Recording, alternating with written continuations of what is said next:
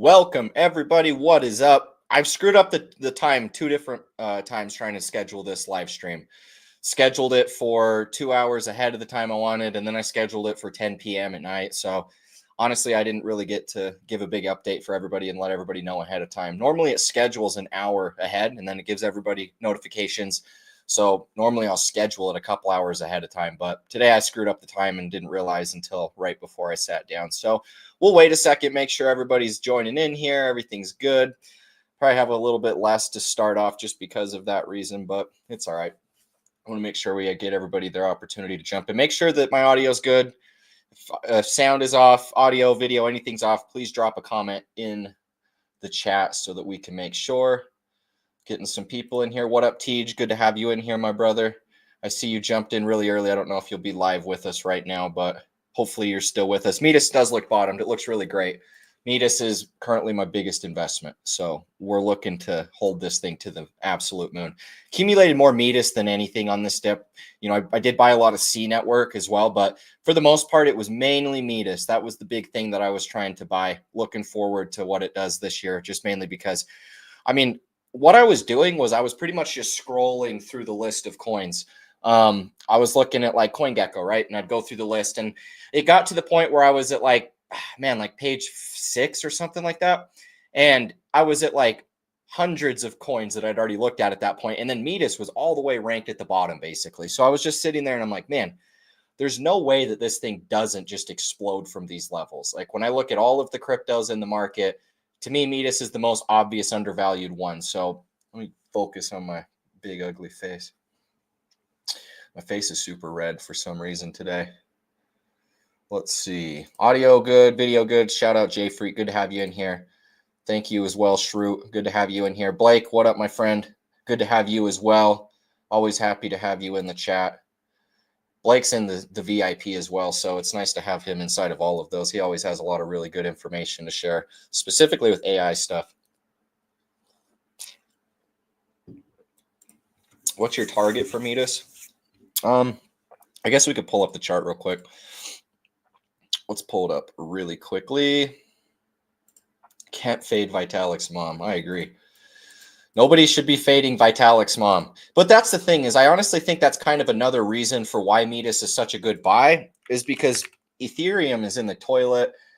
Everybody in the ETH community salty at Vitalik because they feel like it should be pumping.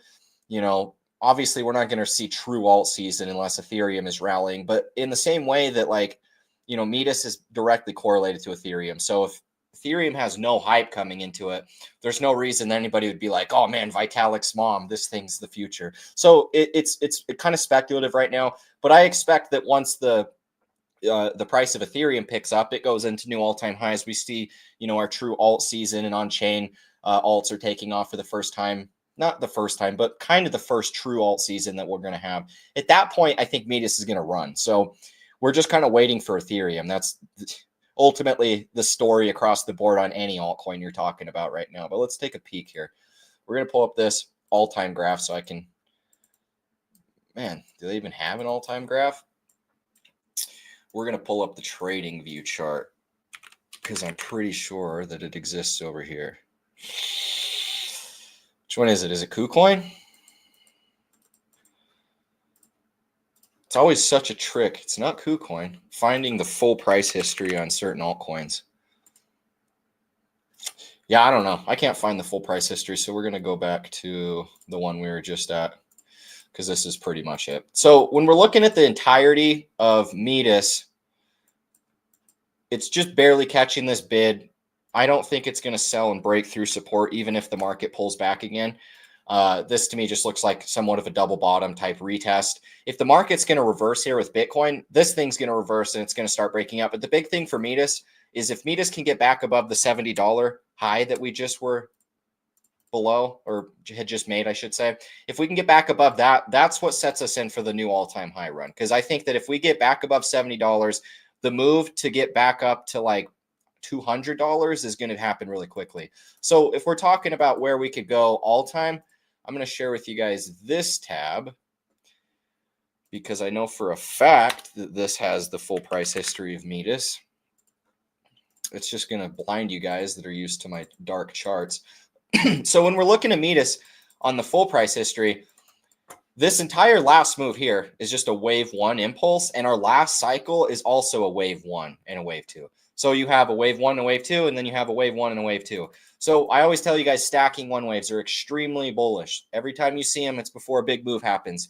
And Metis is doing that same setup. It's its own unique version of that, but it is the same thing. You have a wave one from the last cycle, considering if you go to a log scale, this held a higher high. This is a higher high from the beginning of its cycle. This is also another higher high. So basically what's happening is you have these impulses that are building, and it's right before the big push comes into a new all-time high. So honestly, I wouldn't be surprised to see a $2,000 Metis on this first big run into price discovery. Maybe we see a pullback back down to like 260 bucks, you know, huge sell-off, could just back to those all-time highs, something like that, before we have our final blow off top. But I really wouldn't be surprised to see Metis worth multi-thousands of dollars per coin. So $2,000 plus, I would say, is a realistic target to be watching for Metis. And so that's kind of why I've, you know, personally made it such a big position for my portfolio, is because we're going to see the layer two rotation take place. We've never had layer twos. Because I've done so well off of being early to layer ones in the prior cycles, those have always been my best performing altcoins. And it's a very straightforward approach that takes almost no, you know, real, not no real thought, but it's a very like straightforward approach. Basically, all we're looking for are ecosystems. We're looking for a native chain token that a bunch of other tokens are going to build in the ecosystem, and they're going to ultimately utilize that native token, because the more tokens or liquidity pools, depending on how the project works, but with layer ones, the more tokens that are being built onto your ecosystem and those liquidity pools that are opened, that are traded with your, or paired and bonded with your token, in this case Metis, then anytime those tokens do well, it ultimately drags the price of Metis up higher as well. So if Metis goes up, not only will it drag the price and the value of the other tokens up with it, but if any of the other tokens do well, it will also bring Metis up with it. So Metis benefits both ways, no matter what. And in the bear market, it will also, you know, happen on the inverse. It will sell off harder because of those same, you know, reasons. But we know that for the bull market, we can be positioned early and we can ride out this big run, take our profits into the bull cycle, whatever that is. We're not going to nail the exact top. We never do, and we shouldn't get it in our head that we will. But as long as we're getting out and we're making, you know, if Metis is a 50 to 100x from here and it's worth a few $1,000, that's a really big winner. And I've basically bought it because of the same reason I bought all the other layer ones. Metis is its own layer. New cryptos can build on the Metis chain, the Metis Andromeda network. And then from that, they can ultimately see a lot more price appreciation, because when you have all of these new tokens building, you know, the liquidity pools, all of those things are going to cause the token of Metis to rise. So the same reason Ethereum rose so much in 2017, you had all the ICOs, everybody's raising money, creating smart contracts, doing all this stuff, and the price of Ethereum skyrocketed. So when we're talking about Metis being worth 230 million in market cap, I mean, I think it's just kind of a no-brainer from here. Shout out to you, Bluetooth. I appreciate the donation. Can you take a look at Ondo chart? Just partnered with Ripple. Ondo tokenizes U.S. Treasuries. American company, RWA narrative backed by BlackRock. Sounds solid. We'll go take a peek at it. I don't know where the full price history is going to be, so I might have to peek around here a second. But if we go, MEXC usually has the full price history, considering this is almost where like most tokens start. But I don't know for certain. I'm sharing this tab. Let me take a peek over and just make sure I'm looking at the full price history before we jump into this. Okay, I think I've... Is it called Ondori? Is that the full name? Because if so, I believe we're looking at the full price right now for the most part. It might be like a little off, but I think that's right. So if this is the one we're looking at, Ondo Finance, okay. I don't know what one that is. Let me pull up the contract address. Ondo Finance. Where is it? I don't even find, I can't even see it on CoinGecko. Okay, I found it. Oh, it's on Coinbase. Why isn't it showing on CoinGecko? I don't know how to find the chart. Where? Okay, here we go. Got it. Okay, we are on the right chart. So I was just tripping. Okay. So this is it, Ondo Finance. Honestly, the chart looks really, really bullish. Very obvious Elliott waves. Wave 1, wave 3, wave 4, and then a wave 5. So this would have been your first impulse. ABC back down. This technically would have been wave C. And now it looks to be like this kind of looks like it could be a 1, 2, 3, 4, and we're going to get one more push up here into wave 5. But then it's probably going to do something like this where it kind of just fractals out into a much bigger impulse. So I'm not going to be surprised if after it runs up to like $3, it does have another pullback and we could see ourselves all the way back down to this $1 and like 15-cent range, just kind of on top of wave 3 and wave 5, on support of this wave 4 in here, just kind of retesting that range before the big impulse starts. It's possible it could just go higher, because keep in mind the way that these Elliott waves work, even though I have this drawn as a wave 1 and wave 3, I could be wrong about that, right? This might not be a wave 1, or maybe this is a 1, 2, 3, 4, 5 ABC, and we're about to start a much bigger impulse right here, and it will just invalidate this entire correction. This is also a potential, and that's a little bit of the tricky thing with dealing with Elliott waves. I'm not an Elliott wave trader because I don't know all of the minor details of everything, but if we're looking at something like this, I do see those two scenarios playing out.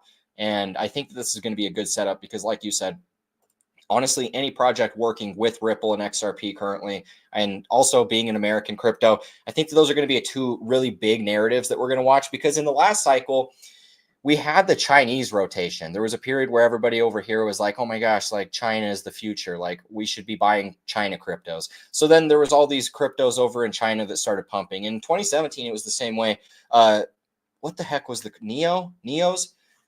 Neos, I believe, was what it was called. It might even be called something else today if it even exists. But Neos was a layer 1 that was supposed to be the Chinese Ethereum. And it went up so hard, blew up like crazy. And it was just running because of the Chinese speculation. So when we're talking about this cycle, because Trump is pivoted to being so positive for crypto and talking about abolishing taxes for crypto companies based in the States, I think that the rotation is obvious, that there's going to be an American rotation where everybody's going to be like, okay, well, what are the American cryptos?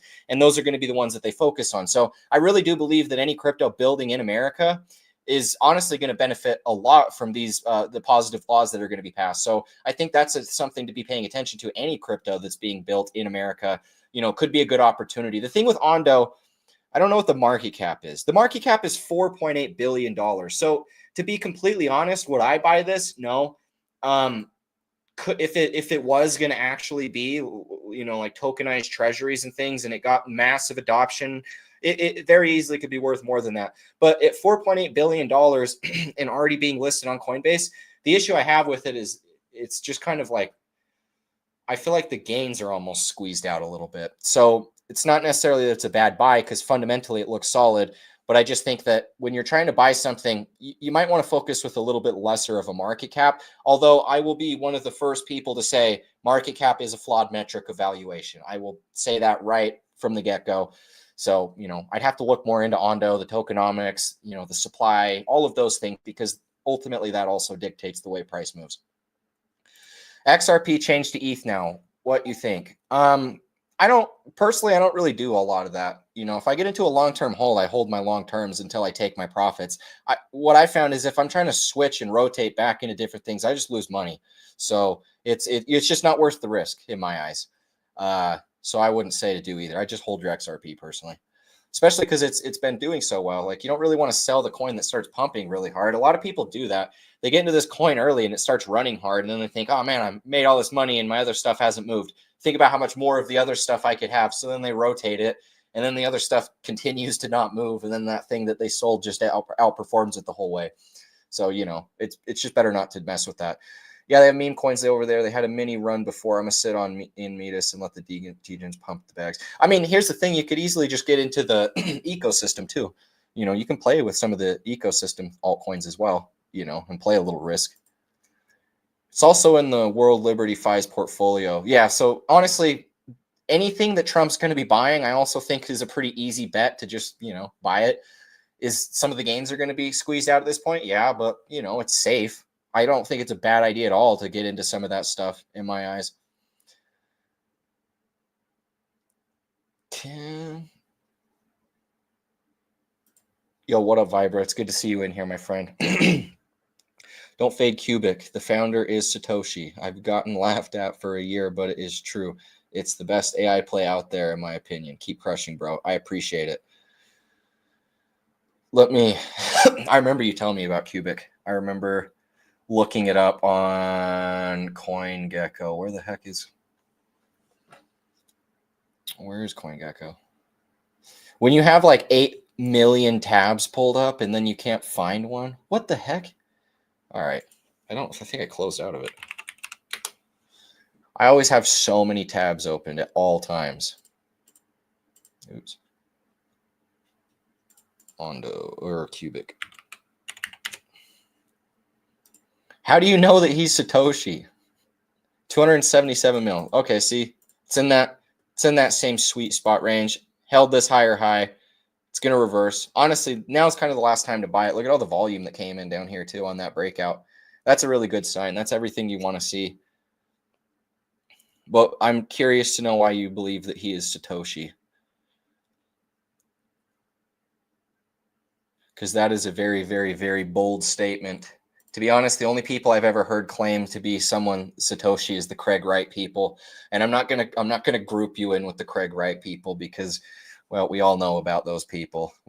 Some things are better left unsaid.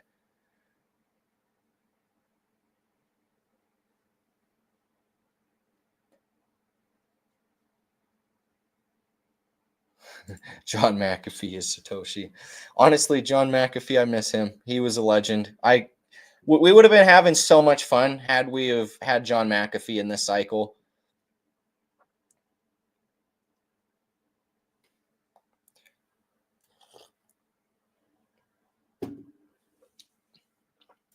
What do you think about Torch? I like Torch. I hold it. I'm still holding all my Torch. I think that Arbitrum will get another rotation, and then once that none of these are going to move without Ethereum. That's the thing. Like, we're really just waiting for Ethereum to make its move. So whenever Ethereum finally rebounds and we see that big rotation, everything's going to have its chance to run. And then that's when I think, the on-chain altcoins are finally going to do their thing. What happened to MobbyPay? Good freaking question. Honestly, I lost my Mobby so long ago, I forgot about it. I had it on some wallet, and I don't remember what the heck even happened to the wallet. I don't remember if I got hacked, if the wallet was just gone and then wouldn't work, and I couldn't put my seed phrase in it or something. I don't know. Yeah, we don't know what happened to Mobby. To be honest, buying into anything in the bull cycle and then holding it through the bear cycle, there's a very, very, very, very high likelihood chance that it won't be worth anything at the end. That's why you just got to sell it, man. Even if you don't sell the top and you see it roll over and the market starts dropping, we're in the end of 2025, beginning of 2026, you're starting to see that market pull back. At that point, you got to just take your profits at what you've got, even if you feel like you've missed out on selling the top and you had all of this up here, you're still better off just getting the heck out of it completely. What do you think of ICP? Honestly, I haven't looked at it in a while, but I did like the chart last time I saw it. Let's go take a peek. Every time I see this coin, I think of Insane Clown Posse and all those crazy kids that used to listen to that when I was in middle school.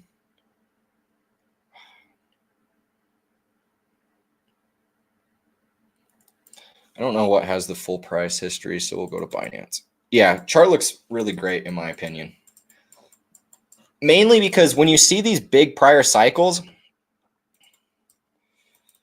right?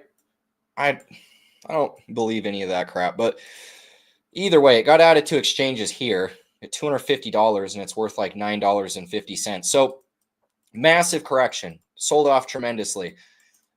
A lot of these type of cycles will make big breakouts. It'll surprise you how much they actually go back up again. So with this one being in the AI trend and narrative, it's got a good chance that it will end up reversing. Will it go all the way back to its prior all-time high, or at least where it got added to exchanges? I don't know. What I have seen altcoins do that make these big corrections is in their bull cycle, they'll run, right? And they'll run all the way back up to their listing, or maybe a little bit higher, stuff like up here. and then they'll finally sell off and start like their bear market. So even if it only does something like this and goes up to like 250 to like $300, still really good returns, I think. Let me see what the heck that would even be. But I have seen altcoins do that. So I don't know for certain if it's going to actually run into a new all-time high. But I mean, at $386, there's a 40x regardless. It still has a lot of market cap, so it is one of the higher valued cryptos. It would take a lot of money coming into this to see it to go back up to those levels. But, you know, the chart does look solid. When I was talking about Metis, this has the same setup. Just a wave 1, wave 3, 4, 5, A, B, C. So it's just a wave 1 impulse. We had a lot of volume that came in here on the breakout, as indicated right here. So the volume, the price, everything you need to see is playing out. It's just kind of waiting for Bitcoin and the rest of the market to make that next big breakout. But I don't think that we're far behind. And chances are the next move it's making could potentially be all the way back up to like $86 at the top of this lower high. Would not be the least bit surprised to see something like this. You know, it could still pull back. But regardless, I think that this is more or less the route that it's going to take throughout the rest of this year. So ICP looks solid. XRP to the moon, agreed. Shout out to XRP in the community. Can you take a look at the XRP Army chart? Sure. Can do that. Well, let me go to Dex Screener. Let's go to the XRP ledger.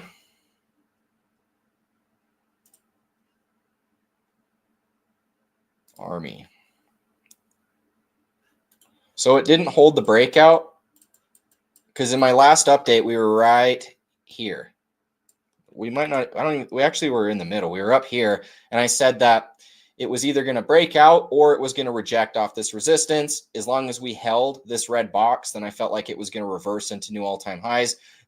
And it obviously ended up rejecting. We closed bearish here, here, here, multiple times. So it made a bigger correction, but I don't think it changes the big picture, right? Let me just remove this and this because it's still the same setup nonetheless. All this big move was an ABC correction. So this was either going to be the starting of our next impulse or it was a subwave. So because we didn't break out, it looks like it's just a normal subwave. So you're basically looking at like wave 1, wave 3, wave 4, wave 5. So this would have been your first subwave, 5 waves up. This would have been your ABC back down.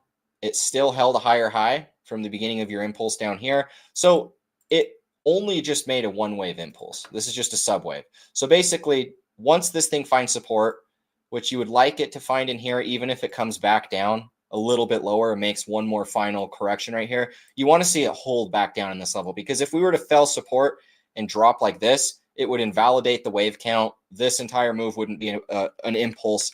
This entire thing would just be a big type of consolidation and it would invalidate the whole thing.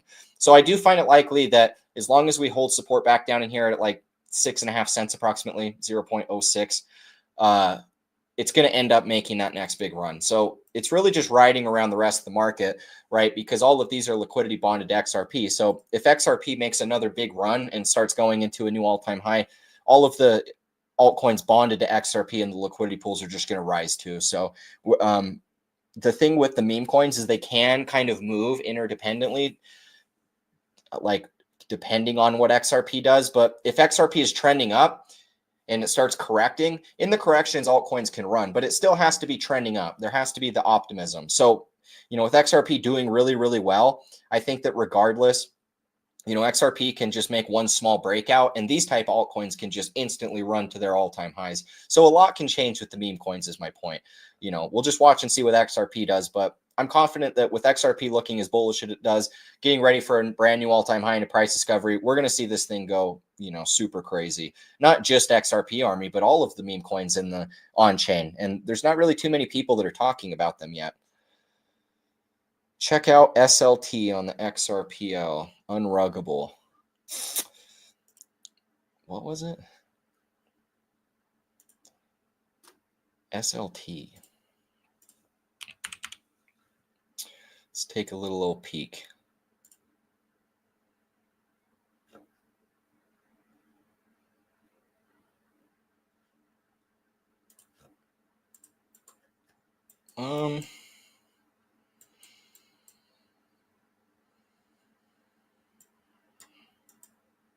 Honestly, it kind of just looks the same as the other one, just a little bit different, but impulse.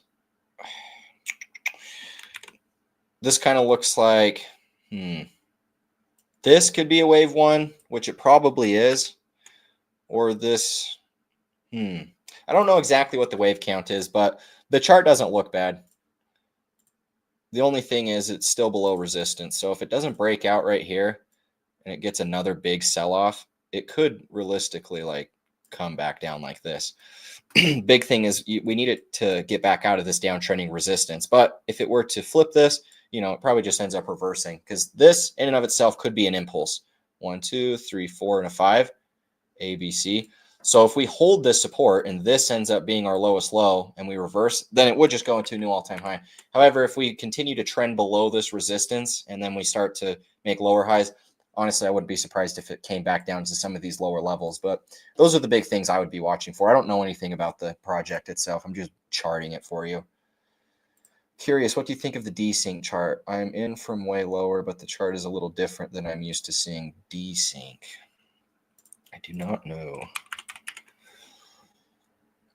Daystra. I've heard of this. This is an AI, isn't it?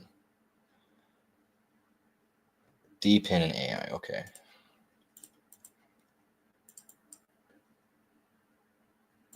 Honestly, there's so much volume coming on these recent breakouts that,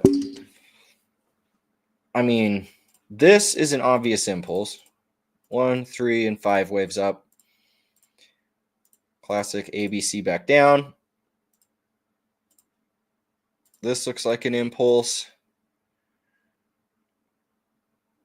This can't be a wave 3 because it intercrosses wave 1. So it kind of looks like this is a wave 1 and this is a wave 1, and we're just about to create a much more expansive wave 3, because having all this volume coming in here and seeing these little impulses like that, generally it means a much bigger one is about to happen. So that's kind of what I would be leaning towards personally,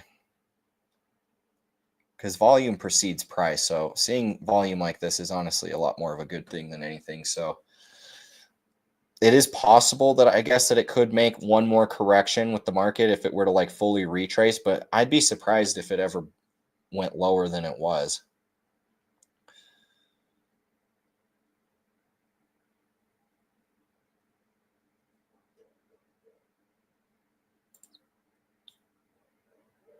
Yo, Werner, appreciate the support. Really do appreciate it a lot. Good to have you on the stream. Hopefully you're learning something valuable today. What do you think about 5-wave XRP now? I don't think so. I do not believe so. We can take a peek at it real quick, but I don't think XRP is finished with its impulse. No, not even. I mean, realistically, if you come back to XRP in the early days, people would have argued that, wave 5 could have been here. They could have argued wave 5 could have been here. But the issue is wave 3 didn't even end until here. And then where wave 5 ended was clearing the hell up here. So Elliott waves can kind of fractal indefinitely in bull markets. And it's just because, it's not like there's some specific trading principle that's just the ultimate one. Elliott waves work, and there's certain people that can use them to where they work, a lot, way more, like 70 plus 80% of the time. So there are people that can use them, but when you're trying to call tops and stuff, I don't believe that this is, if anything, I could see like a subwave 5-wave rise, I guess, if that's more along the lines of what you mean. Because this could be like 1, 2, 3, 4, and 5, I guess. But the problem with this is I just don't think that it's going to top right now. I think that it's about to just break the all-time highs. It's holding support up here, maintaining higher highs. This to me just looks like it's about to just get another bid and go up and actually break into price discovery again. So zooming out at this, we're probably going to see this thing just make a really big, quick pump, and it's going to catch people by surprise when it happens. So no, I don't think that it's topped yet. I think that we will end up running somewhere to like 20 to 30 bucks before the true top happens.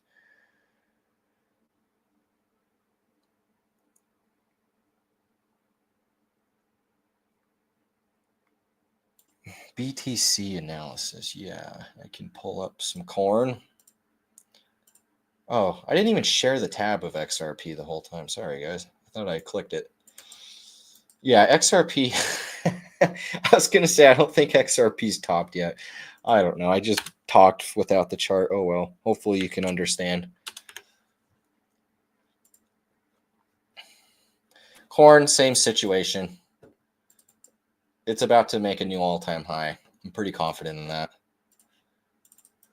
It's really just moments away from doing that. So realistically, this next impulse coming is probably going to heat things up a lot. You know, that's where we're going to see XRP go into new all-time highs. I wouldn't be surprised if that's where Ethereum finally starts to run and goes into new all-time highs. And, you know, BTC could run clear up to like 150K before we see any type of pullback. That's the type of, you know, another one of these, you know, running straight up to like 150K. It's probably what's coming next for Bitcoin. The graph. I don't know anything about it, to be honest, but we can pull it up.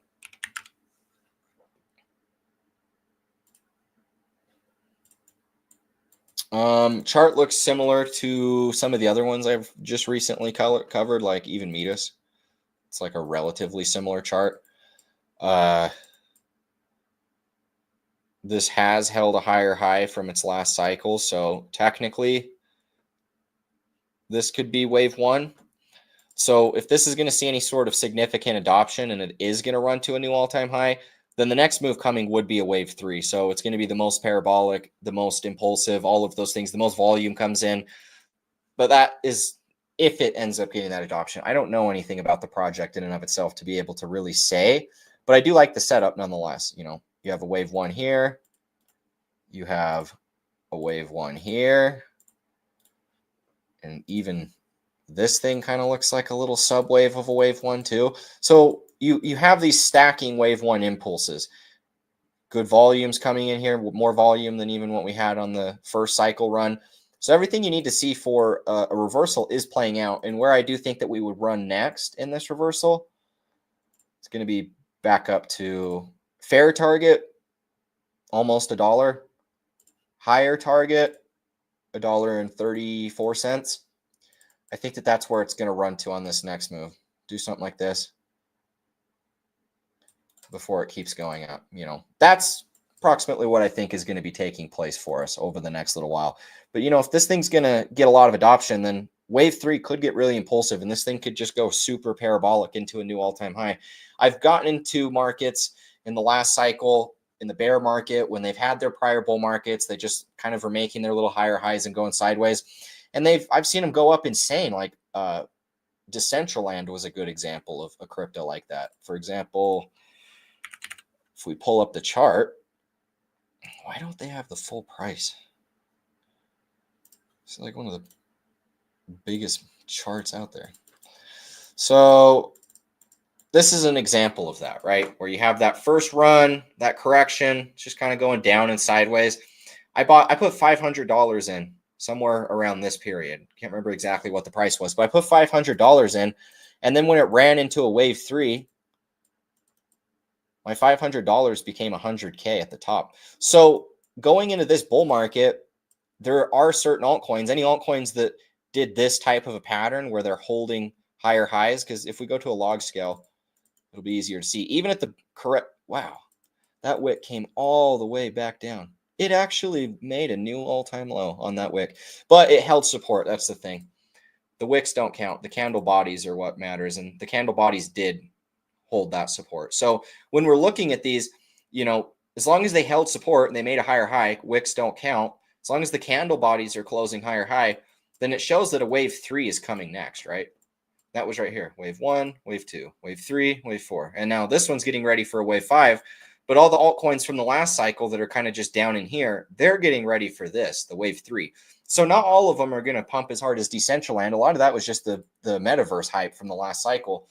But just be aware that if you have anything that's inside of that wave one, you know, if it does get any adoption, wave threes are massive and they do have a ton of adoption that takes place. Biggest ROI, most volume, you know, all of the things you want to see for profit is basically what takes place in that wave. So It acts like opposite of chain link. That's stuff of off chain and indexes. Take stuff off chain and indexes. So it's like data. The graph is data, oracles, things like that. What do you think of Polygon this cycle?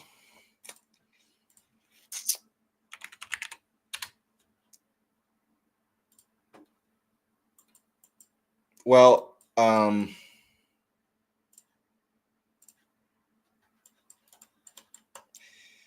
this is a wave 1 and a wave 2. This was a wave 3 and a wave 4. Wow, it made a lower low. Crazy. This is a Wyckoff. And we're getting ready for a wave 5 to finish out. That's kind of the thing about these setups, guys, is when I zoom out and I look at the long term on a lot of altcoins, Decentraland is this exact setup that I just shared with you. But let me pull up a chart real quick for you guys, because this will share with you more along the lines of why I think that we're at a generational top for altcoins and crypto as a whole. So if we're looking at our long-term Elliott wave projection on a lot of the top altcoins, remember, you have 5 waves inside of an Elliott wave cycle. And at the top of the wave 5, you have the big A, B, and a C. And the C will come all the way back down to like the 618 of the cycle, which is below the wave 4. So wave 4 for Polygon is here, right? We finished wave 1, wave 2. Our last cycle finished wave 1, wave 2, wave 3, and wave 4. This cycle will complete our wave 5. So we're right here for Polygon, and we're getting ready for this final wave 5, right? And then that'll put us in a top sometime at the end of this year. And we're going to be starting this big ABC. Like that, right?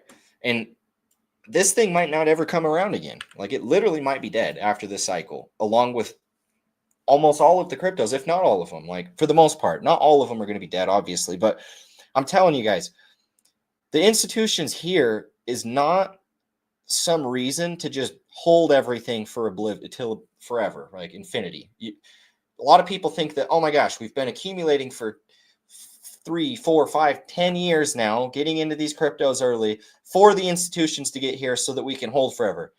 No, we've been accumulating all of these cryptos for the years so that when the institutions come here and then retail pumps their bags, we sell, and the institutions are going to sell too, and it's going to crash. So you're either somebody that sells with the institutions and takes profit when the max amount of retail is here, or you hold on to these assets as we potentially do a multi-year bear market for a lot of altcoins. Because guys, if you don't think we can have a multi-year bear market for altcoins, did you ignore what happened for the last 6 years in the top altcoins like XRP?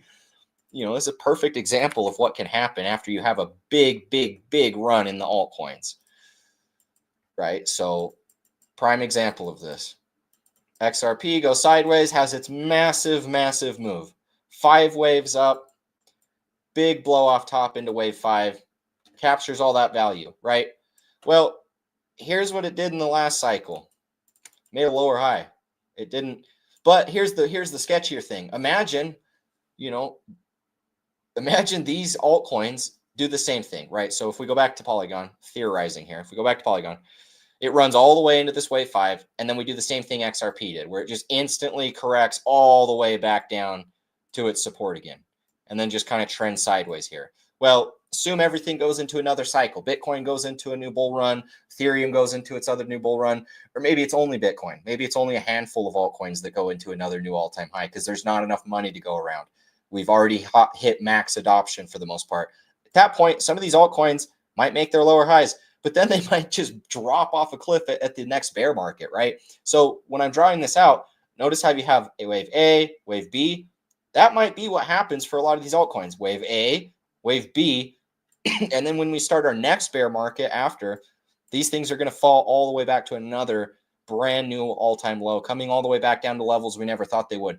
I'm not saying for sure without a sliver of doubt that this is the true cycle top, but everything that I've learned from studying markets, from reading books, following and paying for courses and stuff from people that I know are a lot smarter than me, that have been around for, 30 years trading, they really do believe that this is like the top.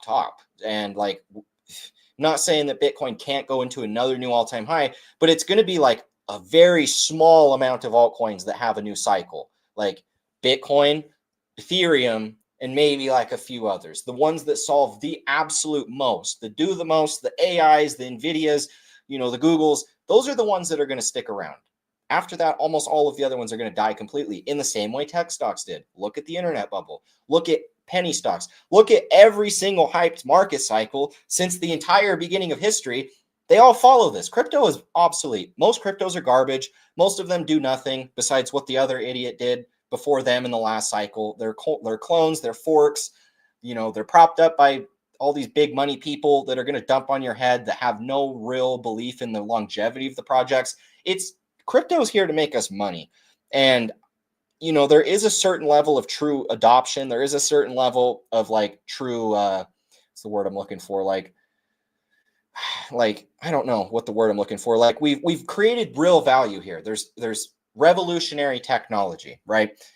But there's only a handful of things that are revolutionary in crypto. The vast majority of this crap is completely obsolete. And seeing all of the meme coins, seeing all this funny money, and looking at altcoins that are very obvious about to be finishing a wave 5 in a multi-year bull market, I'm telling you guys right now, if you don't sell, you're going to get dumped on so hard. You're going to lose all of your money. You're going to be very depressed for like multiple years after the fact, knowing what you could have had at the top had you have just sold.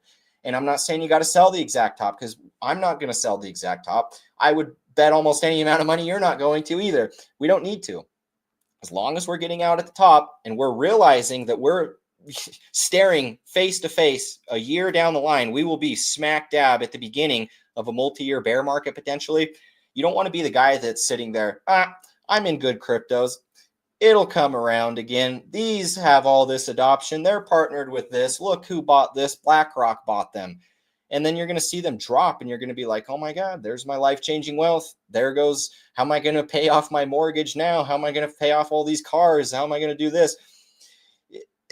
Like I'm telling you guys right now, it's gonna be a terrible time for anybody that doesn't sell, because I see a lot of altcoins looking at multi-year cycle tops. And I mean, like, I don't want to be the bearer of bad news, but you're going to be thankful that somebody told you, if you're one of those people that actually sell and you realize, because I'm telling you guys, I've been through my cycles.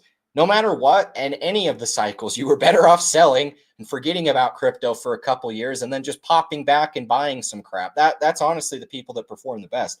So I think that with this next cycle potentially being like a multi-year top across the board on the majority of altcoins, you don't want to be trying to hold through that. You want to just be looking to lock up your profits. And if you want to go back into crypto, I'm going to go back into crypto. I'm not even saying that we shouldn't, but I'm going back into Bitcoin. I'm not going back into the other stuff.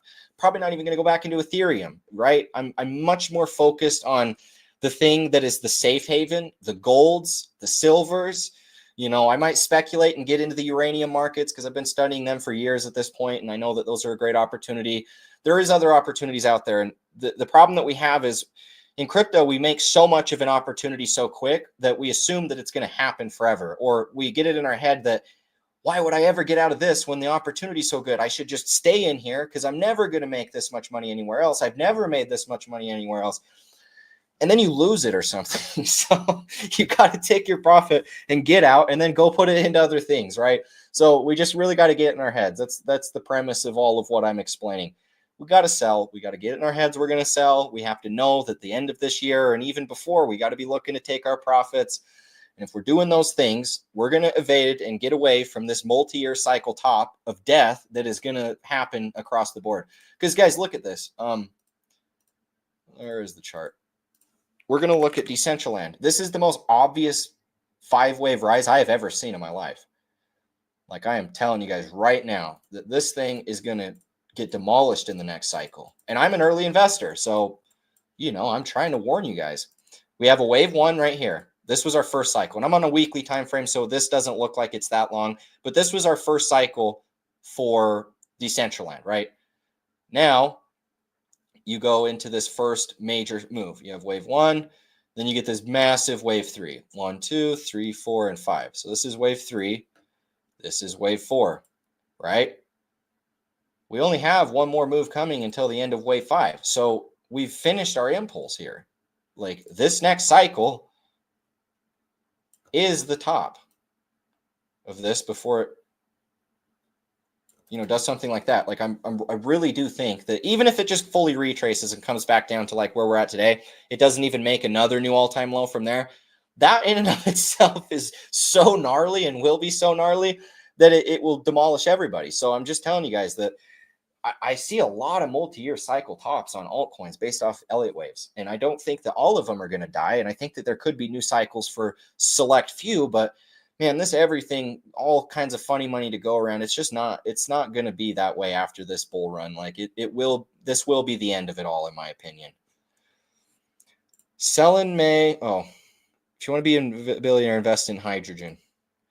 Yeah, hydrogen. Honestly, uranium, though. Like if you look at where the big money's investing, no, I'm not saying that they're not investing in hydrogen, because I do agree with you 1000%. They're fully investing into that. I actually agree. But my point was, like, people like Bill Gates that are so gigantic on being green friendly and all this stuff, he's one of the biggest investors into uranium stuff right now. So in my eyes, having all those big money players investing solely in uranium, it's only a matter of time. I have a lot of uranium near my hometown, and actually my great grandpa, he was the first one out here for us. He was looking at uranium mines back when there was a boom in like the, I don't even know, 40s or 50s, I guess it would have been. And so I would love to get into uranium somehow, whether it's buying mines, whether it's just invest. I'm going to invest into the companies, but I would really like to figure out a way to get into the market itself. I don't know exactly how. Same thing with oil, because I really do believe in oil. I just want to make an oil filled company because I have so many rich people that did that near me. So it's just like, it's what everybody does where I'm from. They just, unless you go to college, if you don't go to college, you go to the oil field. And that's where, God, all my friends are, I think. Like, besides Dallin. Me and Dallin are the only ones that got into like other stuff, but like all my other friends are just pretty much went to the oil field.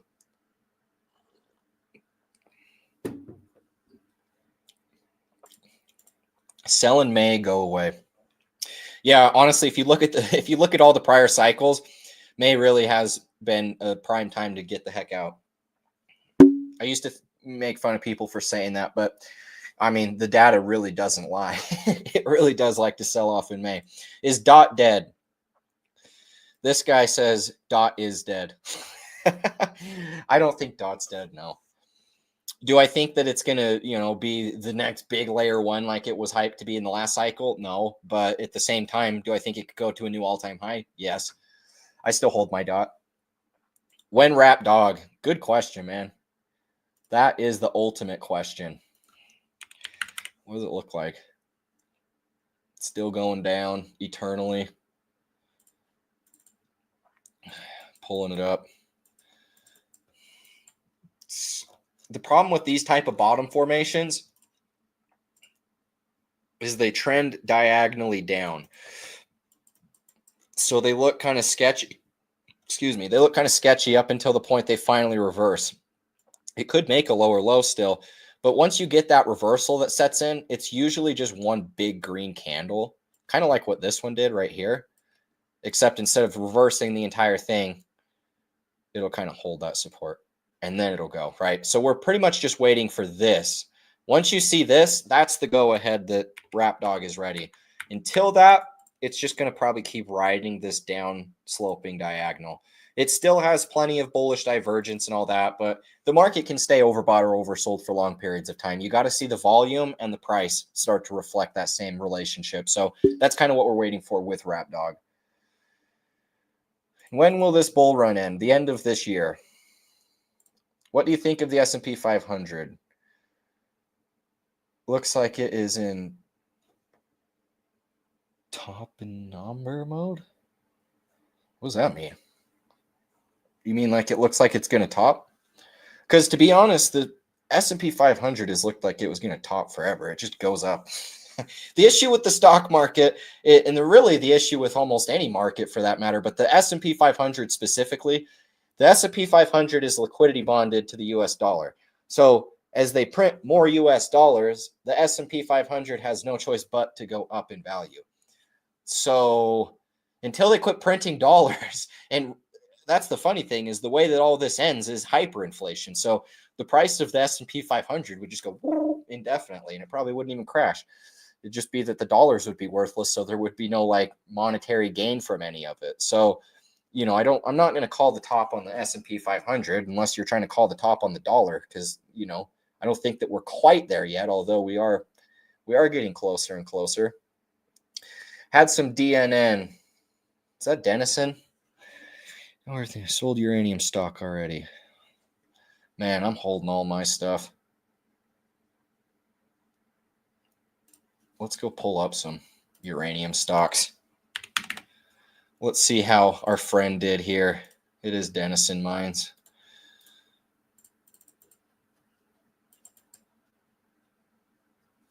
Man, I wouldn't have sold. Look how bullish this volume looks. I mean, if you bought crypto and you're up in crypto profit, crypto will probably outperform this either way. So I'm not going to say that you're an idiot by any means.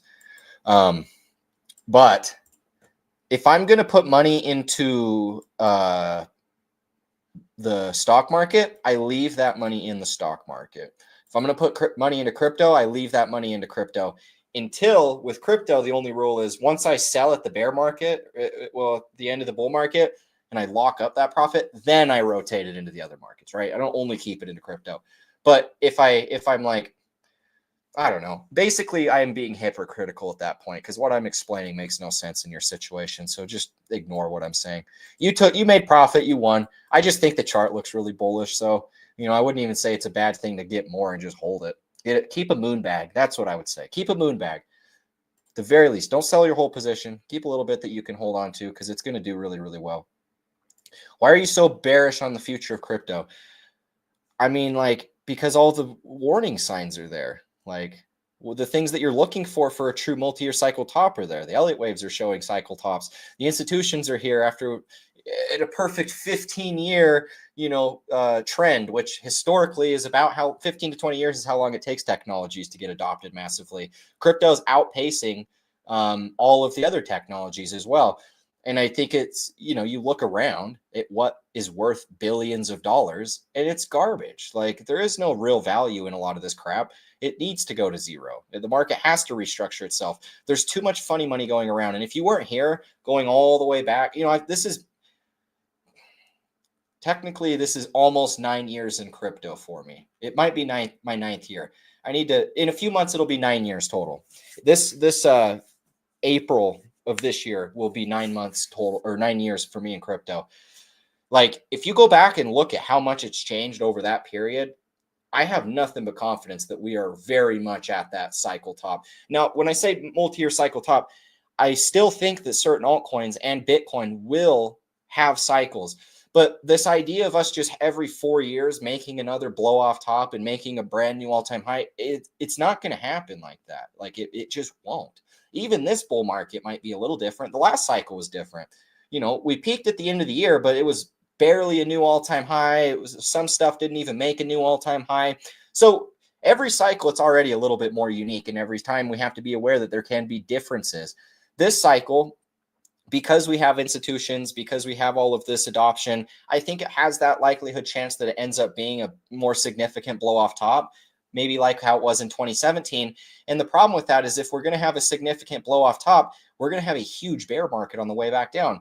And if you look at what happened after 2017, many of the top altcoins, they didn't keep making new cycles after. They made lower highs. And it wasn't until this bull market, 6+ years down the line, that they finally started to reverse again. So it takes a lot of time to get this amount of money to accumulate for a new cycle. And if we're talking about what is going to be the catalyst to send all of these cryptos for a brand new cycle 4 years from now, there isn't anything. This is the catalyst. The institutions are here now. The adoption is here now. It's taking place right now. There isn't going to be more adoption that happens in the 4-year cycle that's going to create this same level of hype. It's just not possible in my eyes. So, I could be wrong on that, but at the end of the day, I'm going to take all of my profits at the end of this bull market, and I'm not going to hold anything in the bear market, and I'm going to watch and see what happens, and I'm going to buy Bitcoin at the end of the bear market. I'm not going to look to really speculate on anything else, because a lot of you guys won't have to. If you're sitting on a few $1,000,000, even a few $100,000, you don't have to really be super, sketchy. You could just play it safe with a Bitcoin. And if Bitcoin does a 2 to a 3x, you're sitting at really good profit either way. That's my thought. I'm going to be sitting in enough profit at the end of this bull market that I don't want to be in crypto anymore. It's just like, I feel like the risk level is just getting higher and higher and higher. And this cycle specifically, I never felt that way until this cycle. I've been a big time knower that we have to have the institutions, we have to have regulation, we have to have true adoption on a massive scale.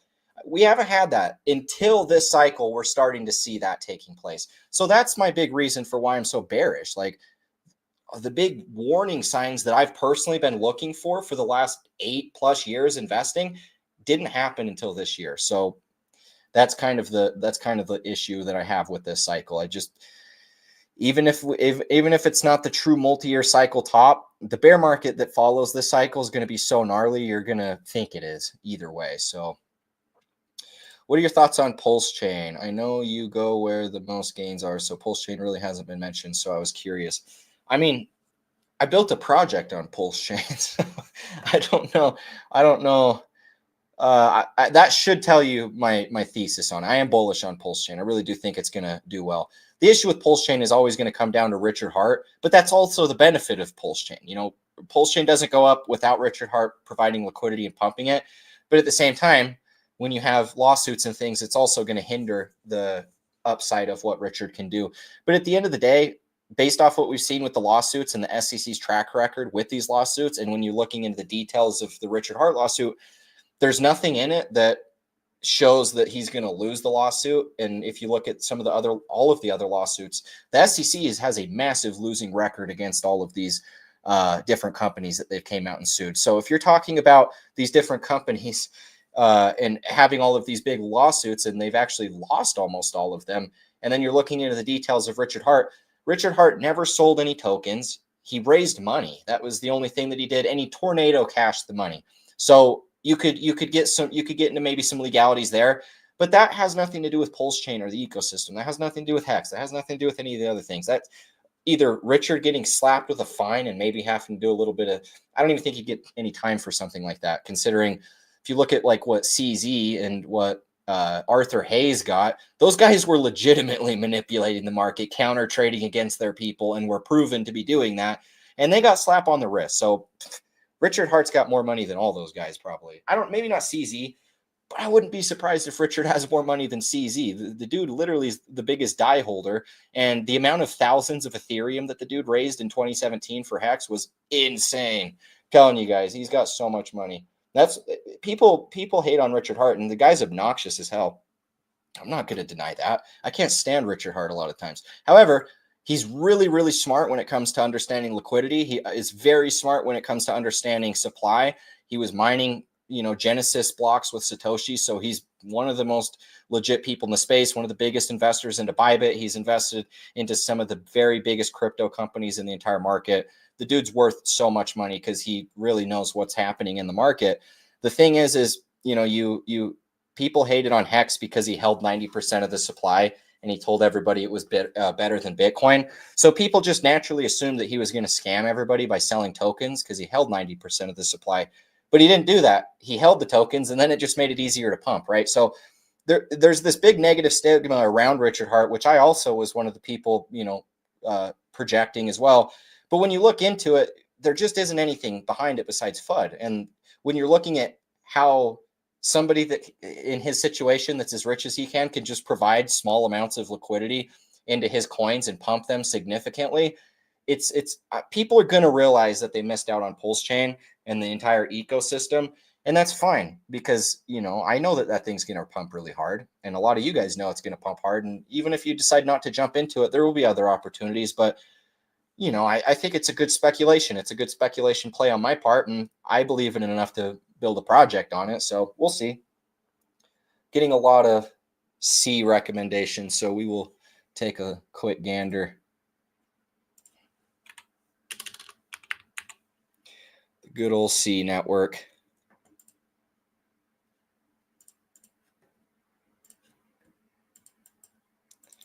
C is in the same place as all the other ones for the most part.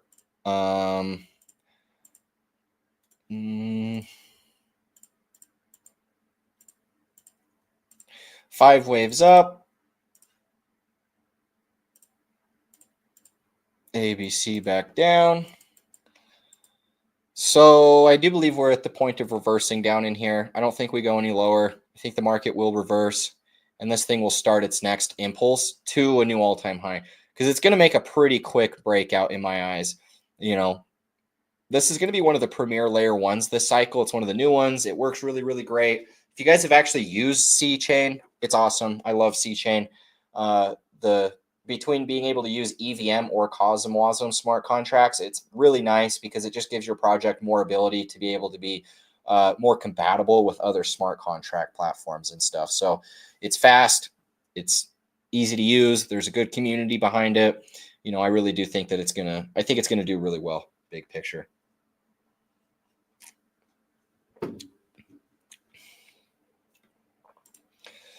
Do you dig real estate? My plan was to keep 25% in the crypto markets and the majority into real estate while DCAing. To be honest, I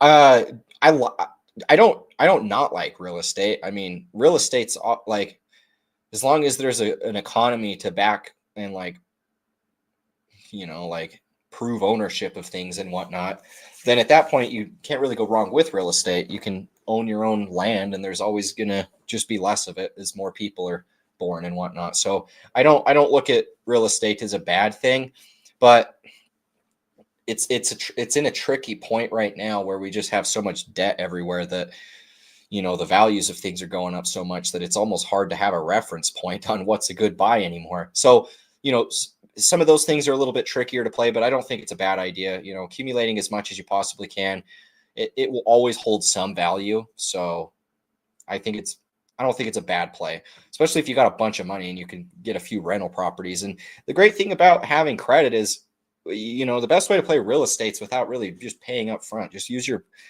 credit, you know, pay off what you need, and really use renters to pay it off if it's possible. That would be the GOAT move, because then you're not really taking any of your own risk, right? So I wouldn't really be looking to buy real estate just up front with my own money, unless it was maybe like my own house, I guess. But I'd rather be interested in, like, you know, getting some rental properties, having the renters pay off the mortgage and those things, and then at that point, it's just kind of a easy source of revenue. So that's the way that I would personally play real estate. But I'm not even looking to DCA until I would advise nobody to DCA until the end of 2026, because that's, if you look at every bull market or bear market, they're exactly 1 year, if not like 60 days over a year. So if you're looking at DCA, the best time to DCA is after the market is bottomed and it starts going sideways. So you'd be waiting out the entirety of 2026. You wouldn't be, because the worst thing a lot of people are going to do is they're just going to start averaging down into worthless coins that are just going to keep going down. They'll never recoup their position, and they won't realize it's worthless until the whole cycle started to reverse. So, you know, the best thing to do would just be to focus on, you know, Bitcoin. If anything, maybe you venture into like an Ethereum, but I still wouldn't even really do that. I'd focus on the Bitcoin, and then I'd be waiting until the end of 2026 before I even started buying it. And, you know, maybe October, November, December, a few months before, just to DCA at the relative low point. But a lot of people will DCA too damn high in a lot of this stuff, and they're going to kind of regret their decisions, in my opinion. So I would be doing something like that.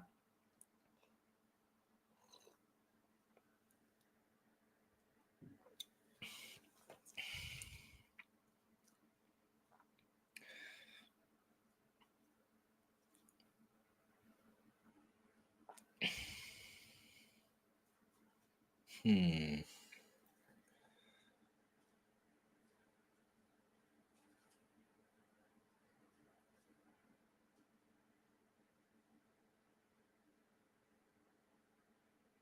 Oh, DCA out during the bull market. I mean, I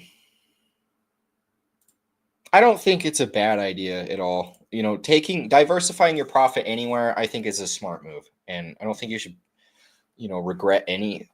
For the most part, you can regret some of those decisions, but the big thing would just be to making sure that you're, putting your profit into safer places. And real estate is a safer place to put your profit in my eyes, because even in the gnarliest dips, still nothing compared to crypto. So I don't think it's a bad idea at all, especially if you can earn passive income off of it. If you were able to rent something out and it wasn't, too much of an upkeep, great opportunities there. And that's kind of why I wanted to go into the stock market as well. Is, the stock market's risky, but certain opportunities are there, like, in AI companies, not only AI, but in uranium companies. One dude mentioned hydrogen as well. There is new and up and coming technologies and industries that I think are, equal of an investment as crypto. So that's kind of the fun thing, is like we have a lot of opportunities to diversify, and it's going to be interesting to see really where we all end up diversifying, because I've thought a lot about it. And I think that the big thing for me, I really don't know, because I've thought a lot about where I would put all of that money. And it's such a tricky thing because of the values of so many things in the market as a whole. Like I feel like a lot of things are kind of overvalued. So we're kind of in this tricky period where in the bear market, I wouldn't be surprised if I just yield stable coins and then just earn 10 to 20% throughout that entire year. And then just, not even mess with a lot of other stuff. I really would not be the least bit surprised if I'd end up doing that, because I feel like there's just honestly less risk in doing that than there would be for me to try and get all over and try and diversify into here and into this market, into here. We don't need to rush things. And I think that there's finally going to be ways that we can lend stables and earn a lot of yield off of them in a lot safer ways. If I was able to earn 5 to 10% annually off of my stables, 10%, let's assume 8 to 10%. If I was able to earn 8 to 10% off of my stables annually, chilling, rest of my life, chilling. I don't need to worry about anything. If you had $1 million and you put it into a pool and you were earning 10%, you're probably making more just off of your 10% than you make at your job. A lot of you guys make more than 100K a year, but at the same time, 100K a year, I could easily live off of 100K a year.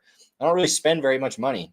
I'm a pretty, I'm not saying I'm a pretty frugal person, but I'm frugal enough that 100K is going to go a long ways. It's just me here, right? I don't have a family or anything. So at that point, I think that that's really where I want to diversify a lot of my money, is just into the stables and earning yield off of things, not earning yield off of like Ethereum or like Bitcoin or something. I want to earn yield off of stables that are going to stay stabled. I don't want to be worrying about anything else. So that's kind of what I'm looking at here. Yeah, you got to get the yield on the stables. There were so many farms in the last cycle throughout the bear market paying 20% plus. It was actually insane. So if you could earn 20% on stables, you provide USDC, DI, USDT in a pool, it pays you out 20% interest annually. Like, damn. And then we don't even have to worry about anything for the most part, right? Especially if we have regulation. I mean, if there's regulation, I don't anticipate we're going to be pulling. I mean, here's the thing. I've speculated on this in my head. If we have regulation and we have big players in the market, are we going to be able to get 20% yield out of stables in the bear market? And I always kind of thought like, no, because like I thought that the yields would dry up. But here's why they don't in the bear market. So many people buy the top of the bull market that when the bear market happens, they're so over leveraged into positions, and in their heads, it's going to reverse and it's going to go back up again. So they're speculating, hey, I just need to keep these positions open a little bit longer. I'll just put a little bit more money, lower my liquidation level a little bit, and then at that point, once they finally, I just lost my train of thought. I just read a comment and then completely forgot what I was talking about. Yeah. something about yield. So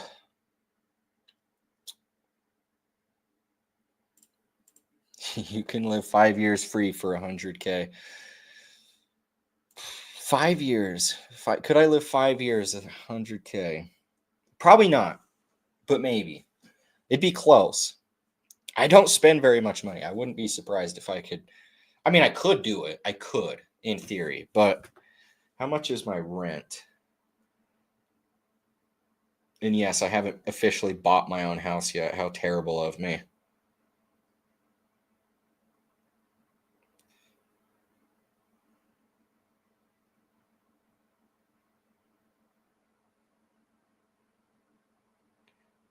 Yeah. I think I could do it. I think I could live off of 100K for 5 years. But it would suck.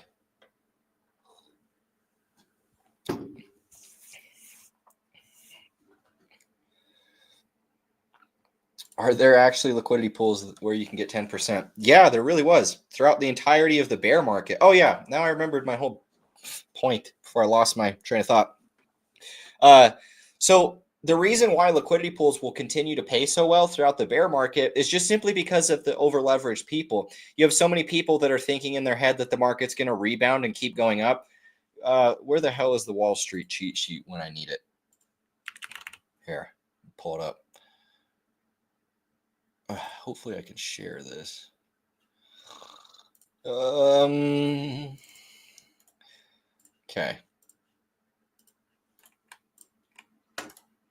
I'm going to share with you guys some wisdom here. This is the most important thing you guys need to be aware of.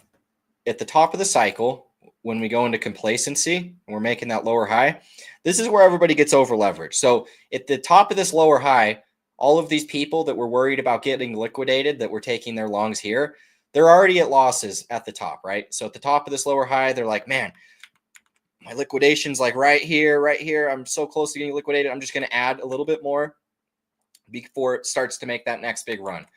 We just need to cool off for the next rally, right? That's why it's called complacency. And then what ends up happening is it sells off, right? And you start the bear market. You go through all of the negative emotions. But here's the problem. The reason why yields go up is because you have all of these people that were over leveraged here, that their liquidity or their liquidation is there, and the market's starting to tag or getting close to tagging those levels, right? When it gets to that point, you know, these people ultimately end up taking out loans, end up using their portfolio that is using their spot portfolio that's not in leverage longs, and then they go out and take loans with it. They get their stables, and then they use their stables to lower their liquidation price a little bit lower still. The issue is it keeps dipping, and eventually they get liquidated, but in their head, they're fighting the trend, and so they don't want to lose their money. They end up losing all of their money because of their inability to just get out at a loss. And so that's why the yields pay so high, is because you have so many over leveraged people that are going to get liquidated that have to take out loans to cover their liquidations.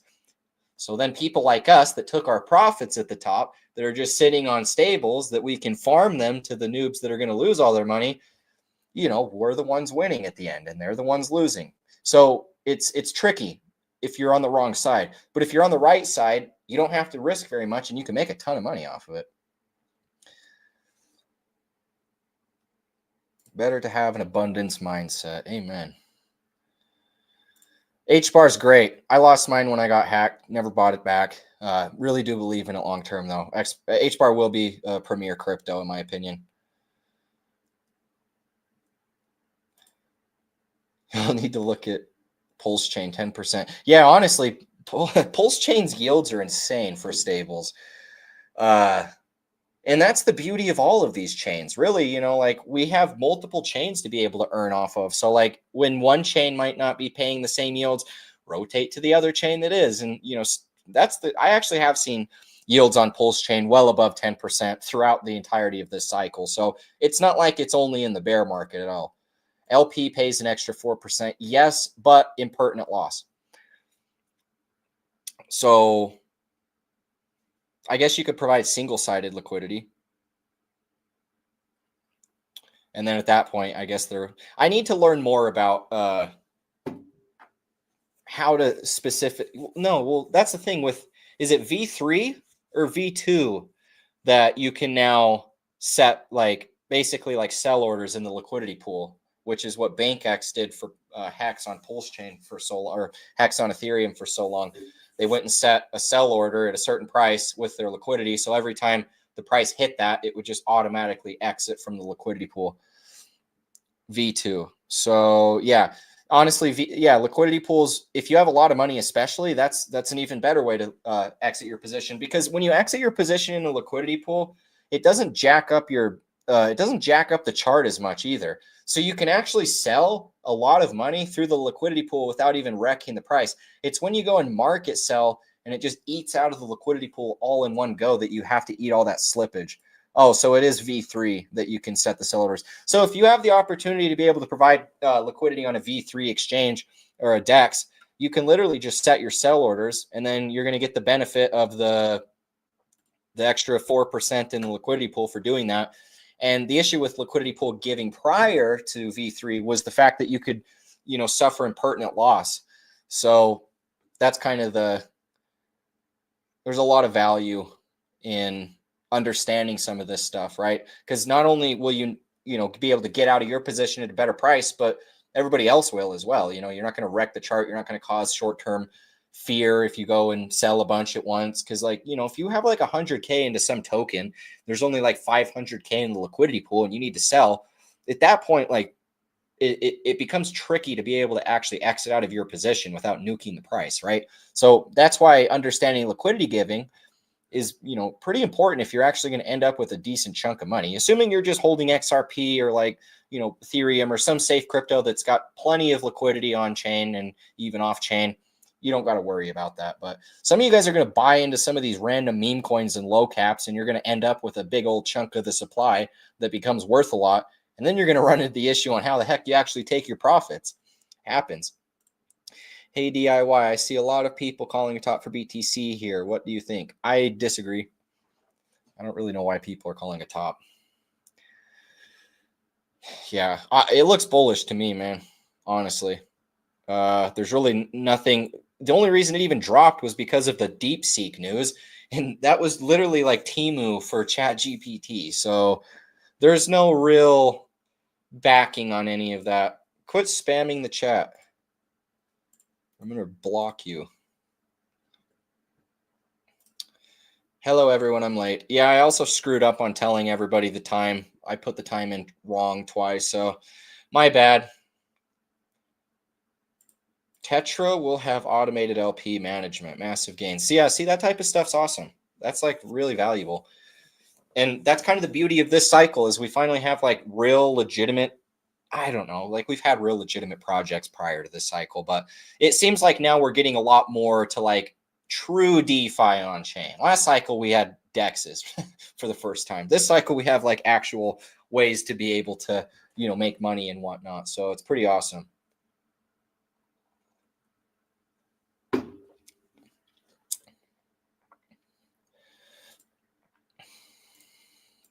What else do we have?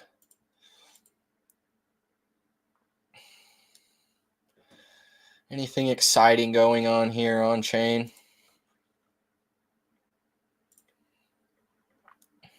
Tron has the most volume on Ethereum. Sure, this tab. Pepe Unchained.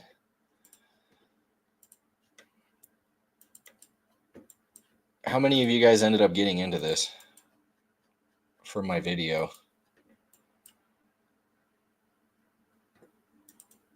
It went up like 5x or something or more when it pumped. I ended up fully retracing it, but it looks bullish. This thing's flipping resistance. There's support. Honestly, Pepe Unchained looks fire right now. Looks awesome. That's why I covered that on my channel. I figured it would be a good one for people to get into. So if you bought into the pre-sale off my channel, let's go see an exact. I don't know what price you got in because it was at different prices that they were doing the sell. So I can't say exactly how much you guys would have made had you have taken profits, but I'm pretty sure you made like 3 to a 5x off of just that first little pump. BTC dominance looks like it's going to fall off a cliff. Well, let's take a little peek. I would like for it to fall off a cliff, but it didn't seem like it was going to last time I took it. Oh, it's not the right chart.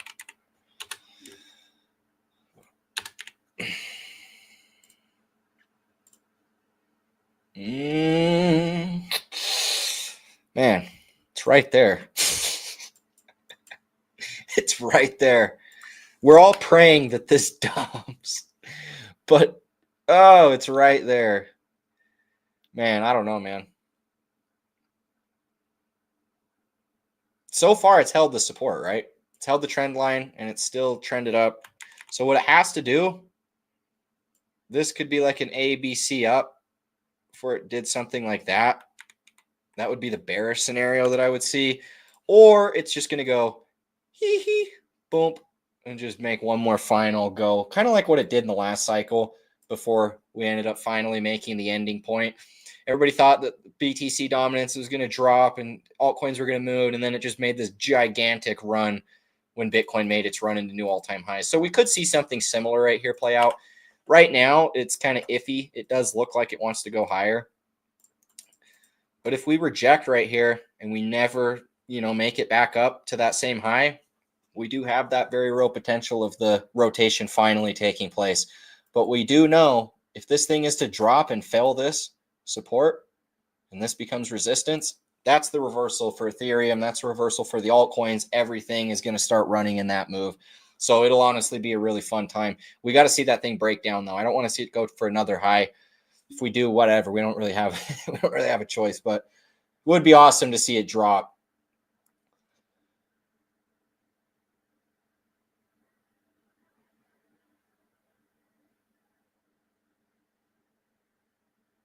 Saucer Swap has stablecoin pools that pay 8%. That's where I'll be at this bear market. Yeah, I don't know anything about Saucer Swap. That's the thing, is you just got to make sure that you're on a trustable platform for loan or lending and doing anything like that with yields.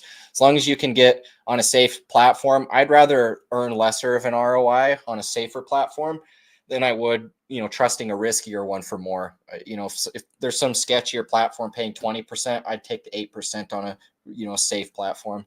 So I'll have to look into it because I've not actually heard of Saucer Swap. Elephant in the room, I think the deal with ETH doesn't move. Alts don't move. Yeah, it won't.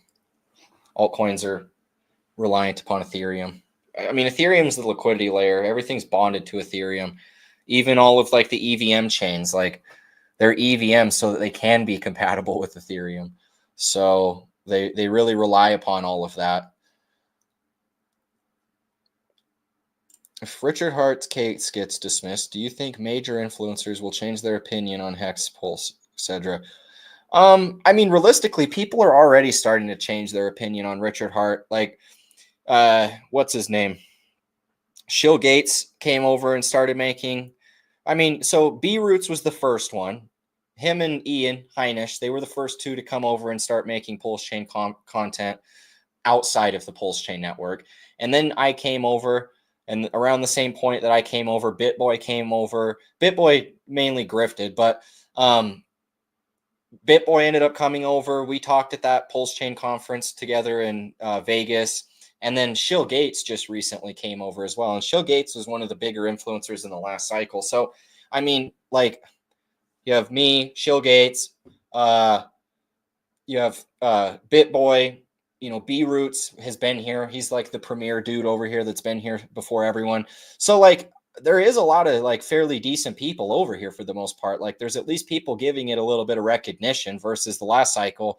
Nobody did. Not one person did. There was nobody. So this cycle, I think it's already apparent that, people are more willing and open to it. And it's because of people like me, people like Shill Gates, people that actually like, well, what happened for me, and the same thing happened to Shill Gates because I've heard him talk about it. I came over to PulseChain because I sacrificed for PulseChain. I looked at the chart, looked good, decided to make a chart, saw how gigantic the community was. And I was like, what the heck? How is there this big of a community that exists? And I had no idea, basically. So I was so surprised that there was that big of a community, and I wanted to know why. Like, why did everybody think it was so valuable? So that was why I did the actual deep dive into Richard Hart, looking into, the hex stuff and all of the lawsuits and things. And the more that I looked into it, the more I just found that it was just FUD, right? Like, it really was just FUD. And I encourage anybody else to go look through the same crap. Like, it really is just FUD at the end of the day. The reason people hate Richard Hart is because he's an obnoxious idiot who has to go out and showboat his expensive things that he buys. And I get that that was his outrage marketing or whatever the hell they call it, but it's just tasteless. Nobody likes that stuff. So unless you're some rapper, nobody actually cares about any of that. So you're better off, just being who you are and not trying to be someone you're not. So people like Richard Hart's just tries too hard to be liked. And I think he's a little insecure about not being liked. I think he's a lot insecure about not being liked. And he wants so badly to be recognized that it rubs people the wrong way. Because anybody's like that. I mean, if you're in a friend group and there's that annoying girl that's like always like trying to just like look for attention or like get like people to like say things about her, no one wants to be around that person. Like, they just want to hang out with their friends and talk about stuff. So, like, in my opinion, Richard Hart's kind of obnoxious, but the dude created value, and the tokens he's created are most definitely going to pump really hard. So that's all I really care about is my portfolio. Thoughts on C? Bought the dip, but kept dipping. I like C. I bought the dip as well. Just looking to hold what I have now. It's one of my biggest positions, though. So, I got nothing but confidence in it. We'll be buying houses in Vibreville. Hell yeah, brother. I'll bring some chickens. Bring some chickens. Bring some dogs. I don't know. I don't have too much to bring. I'll bring my big teeth.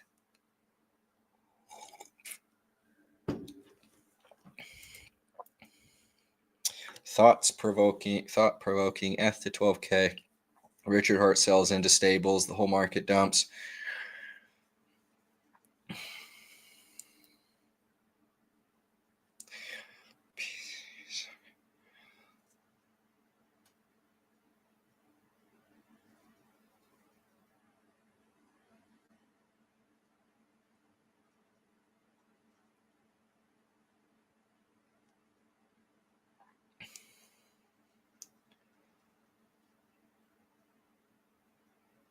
Are you saying, I'm trying to understand what you're saying here.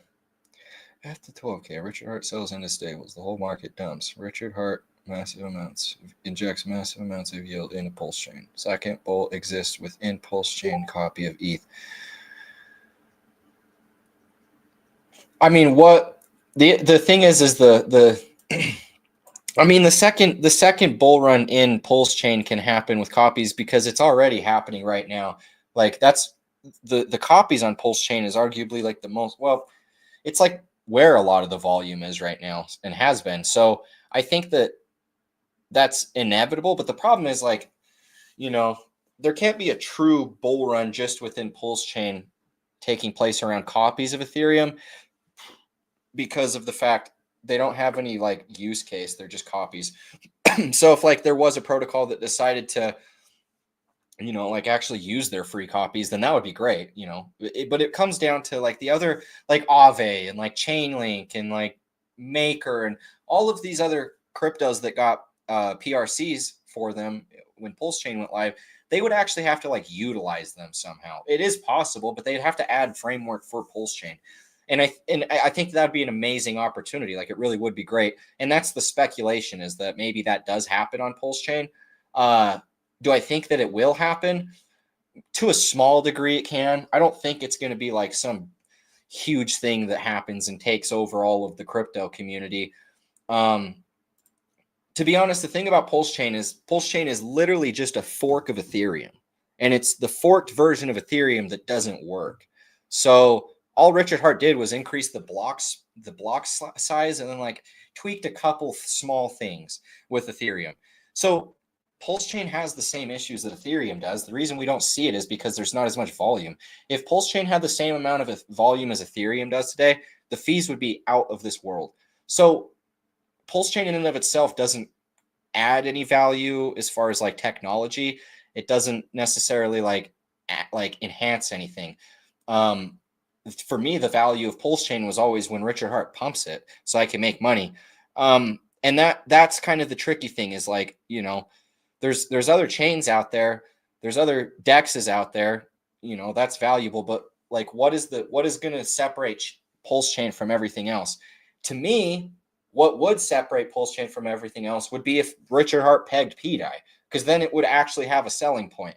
If that doesn't happen, then I just don't see a selling point for any of PulseChain, considering, I mean, like you could, the PRCs are one thing, but the other cryptos have to actually use those and build with them. Are they going to want to inflate their supply for PulseChain? Probably not. So I really don't know like what the selling point is for it, because it's just a fork, right? Like a fork that didn't fix anything. So, you know, I'm not trying to be like a, you know, a bear or any negative. I'm just being completely honest, considering that's what I do. I'm not somebody that's just going to blindly follow into stuff. And if I do blindly follow into stuff, I'll know that most likely it's going to zero, and that's my play at it. But I just think that, you know, the thing with PulseChain is it's got to have something separating it, in the same ways that there wasn't really anything separating Hex, and it hasn't, not that it hasn't stuck around, because there's still plenty of people that support it, but there's just like the level of adoption. I just don't find it as likely it's going to happen, considering Richard owns most of the supply of all of these tokens. So it doesn't matter whether it's PulseChain, PulseX, Hex, all of them. He owns the majority of the supply of them.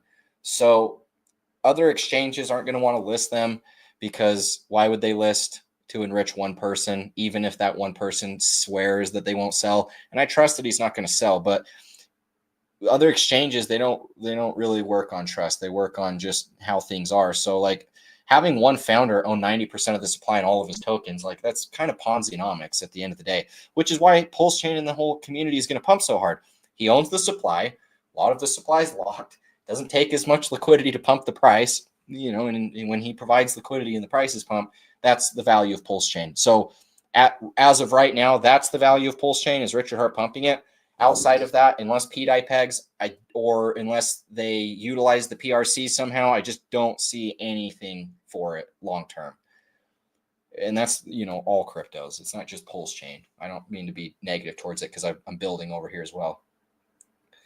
It's kind of where I was going. The rest of the market is red. PulseChain is green because of the massive amount of liquidity Richard will pump into it. Right. And that's why I think, you know, PulseChain is such a great buy, is because you have one dude that can easily pump the crap out of all of his tokens, and that's what he wants to do, because he wants his Richard Hart wants so badly for everybody in crypto to respect him for being some man who created everybody to make all these millionaires. He wants to be recognized as a man who added tons of value and created millionaires. That's his whole goal. So he owns 90% of the supply of the tokens. He puts his own money into the liquidity pool, so it causes the price of them to rise, so that everybody makes money, and he can ultimately be the thing that he wants. So that's PulseChain in a nutshell. Like, you're going to have one founder that drives the price of his assets so outlandishly high that everybody has no choice but to like recognize him. So whether you buy into it or not, that's what is going to happen. So, you know, that's why I've bought into it. I think it's awesome.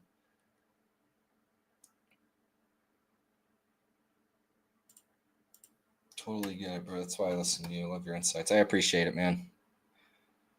I do appreciate it. He wants the love. He really does just want the love. I mean, we all want to be loved deep down, some more than others. I don't think Richard got enough love when he was a child. He needs us to love him extra. It's unique in that way. Yeah, agreed.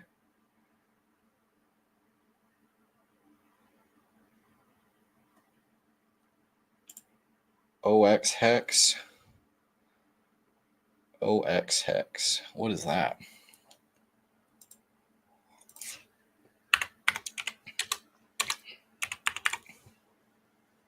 I don't even see it.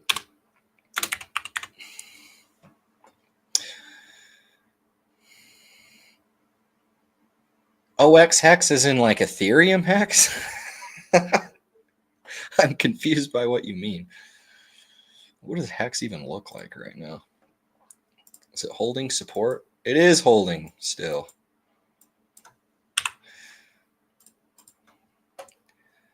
Still holding the breakout as of now.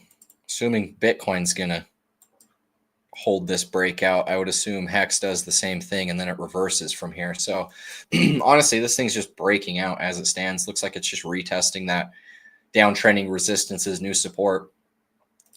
Teddy Bear, the GOAT coin. I bought this. I'm up like 15x, I think. I bought it all the way back down here. So Teddy Bear has actually been my best performing altcoin on PulseChain. And I kind of anticipate it's going to keep trending up here a lot higher. So the thing is there is other opportunities on PulseChain. It's not like you have to go into the core tokens. There's still other stuff. UFO is one I told you guys to get into. I've covered this multiple times on my live streams. And it's up like 30x. If you guys would have bought it from my live stream, even if you just bought the top of the candle bodies, it's up 30x. So, you know, like, there's a lot of stuff that pumps on PulseChain, surprisingly to what most people would think. PTGC was another one. This thing's been the best performing one, maybe besides like P.I.Y itself, but this thing's still in new all-time highs as P.I.Y's down. So, you know, there's a lot of stuff on PulseChain that people would be surprised about. Even if you look over here and look at the top ranked DEXs, PulseChain's ranked higher than XRP, the XRP ledger, and it's because there's that many people over here trading. You know, there really is a huge community supporting it, surprisingly. That was what surprised me about it. What your thoughts on these AI agents? Have you seen Colin and how it's developing? I have Colin or Colin? Probably Colin. I have not seen Colin, but I've been early to a few AI agents up to this point. Made quite a bit of money off of Clanker and Clank.fun. So they're honestly, I think they're great. AI agents are going to definitely be something that continues to stick around.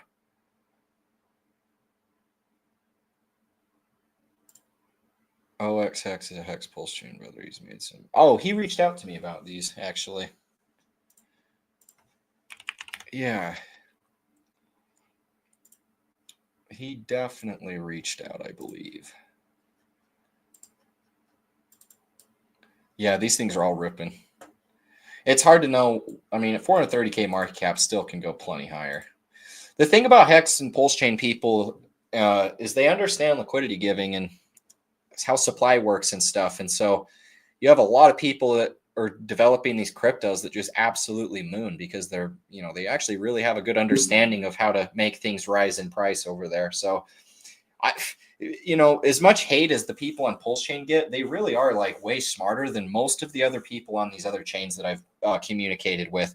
Like even influencers that they're fairly big that I'm friends with, they don't understand anything about liquidity. So, you know, like the fact that there's so many people on PulseChain that can actually understand liquidity, understand how the supplies of tokens work, understand PulseX and V1, V2, V3, all these things, you know, like that's pretty cool to me because there's not very many people that even have the slightest understanding about how that stuff works. Already shopping Lambo with my neon. Hell yeah. That's freaking awesome. Yeah, you guys really are the cult. I've never seen a more cult. Maybe the Mormon church, but that's about it. We got lots of them Mormons around here.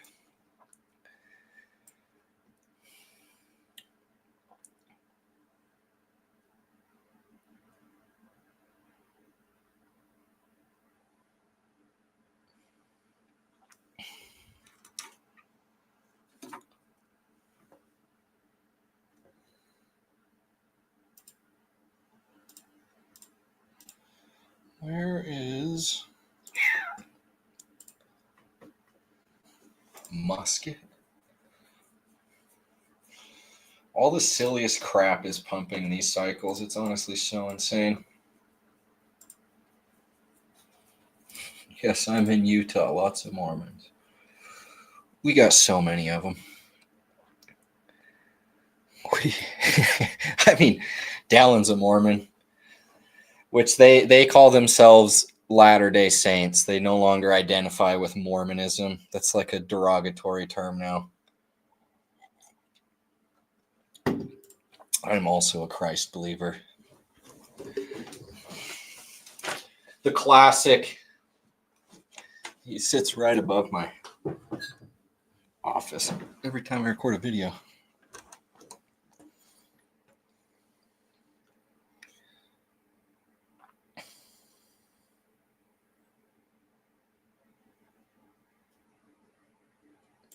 Yeah, Idaho. Lots of them in Idaho. Really, lots of them anywhere around Utah. Even Colorado has a good amount, surprisingly.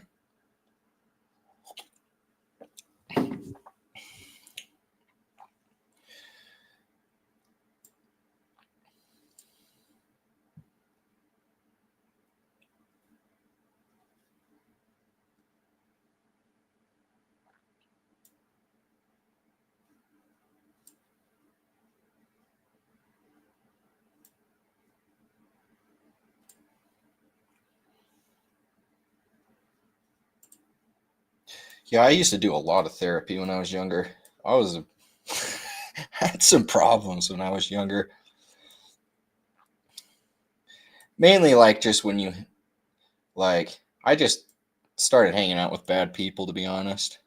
Had to go through some crazy stuff. To be honest, therapy can be really awesome in certain situations, but a lot of the times, like, people just get in their head over weird crap. They just need like a good person to talk to, like a friend. I found that having good friends did way more than any type of therapist I ever talked to. Or I honestly didn't really like doing any therapy because I didn't feel like I was really gaining too much out of it. And I was just like forced to do it. But then when I got older, man, just started to realize that when you're young, you just worry about the most obsolete crap. Not that you don't worry about important things when you get older, because then there's more, just like more stresses, I guess. But, you know, to each their own, that's for damn sure. Whatever works for you. That was like, I was in like let's see, how did this work?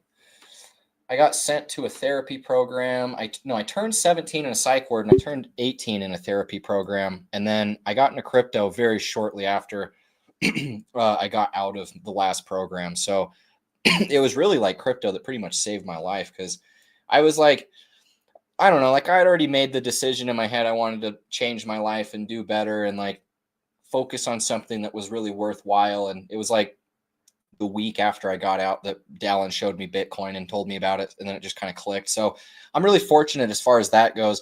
But honestly, like for me, I realized that my whole situation with mental health struggles was just not having like a good like path to go, like not like having like not knowing like where your direction is, or like having like passions and like things you want to work on. That was where all of my crazy stuff came from. And I would argue it's the same for the majority of people. People spend too much time in their heads, and they need to take a little bit of time to just get out and go like work with your hands, go work a little bit, go do something, read a book. It's just that, stresses happen, life gets tough, and then we like to make things a lot harder for ourselves. But man, the second that I just found something that I liked doing and did it every day, it's hard to be sad when you you just like doing what you do every day. If you don't like what my grandpa always told me, if you love what you do, you'll never work a day in your life. And that is what I live by. So if you guys can find something you love to do, then there's no way you can be sad. Even when you're sad, it'll be the thing that makes you happy. Therapy 101 from a 26-year-old high school dropout crypto trader.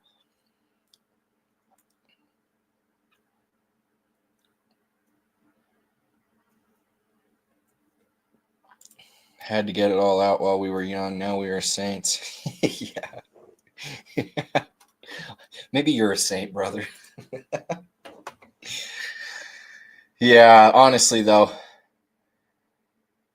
in today's world, it's just easy to find yourself into trouble if you get a little bit bored and hang out with a couple of the wrong people. That's for certain. 5150 gang. Should have kept the bracelet. Oh, that's funny. Yeah, the only issue with friends, sometimes they'll validate your narrative. Yeah, that's the facts. That's just the straight truth.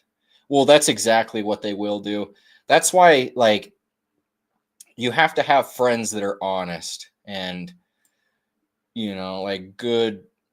That's why, like, a good, strong, like, man in your life, whether you're a kid and it's your father, like a grandfather, or like a dad's friend or something, somebody that will, like, tell you when you're an idiot and, like, will just be straight honest and hurt your feelings. Those are the best kind of people, because so few people will act like that to you.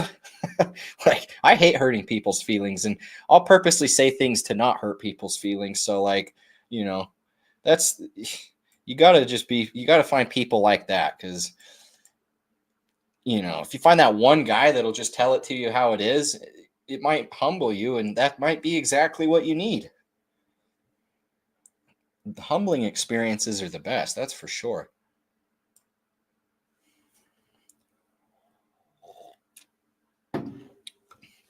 Definitely don't hang out with a bunch of girls. They'll make it worse. A good friend won't co-sign your BS. That's facts.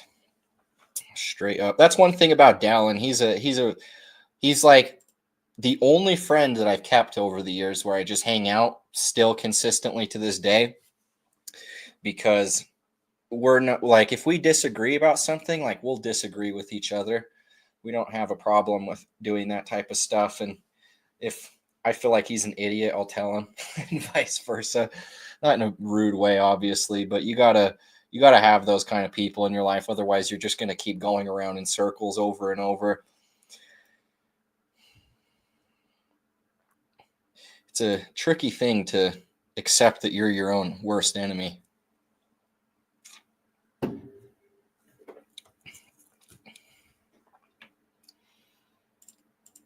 Altcoin season, it will start only after dump on Trump and Melania.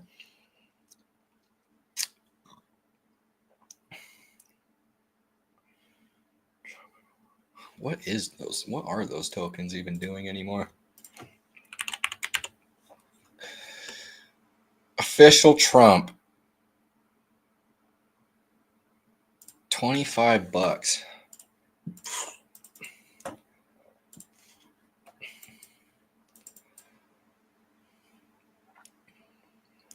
Where'd you say 15?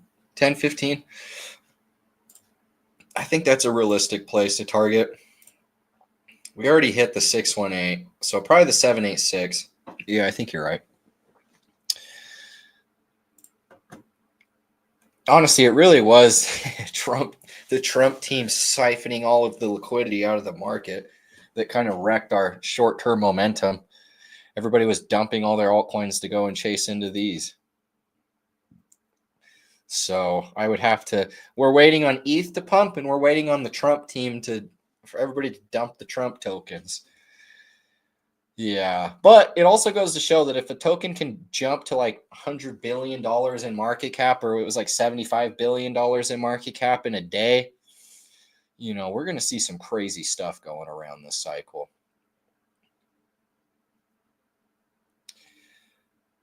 Not shilling Tetra just to help everyone, but you really need to look into it. Tetra.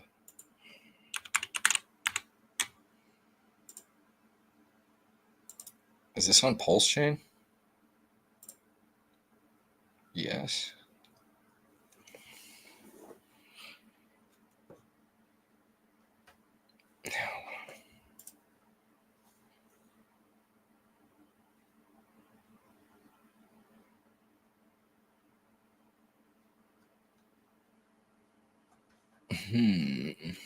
Do they have a token yet or no?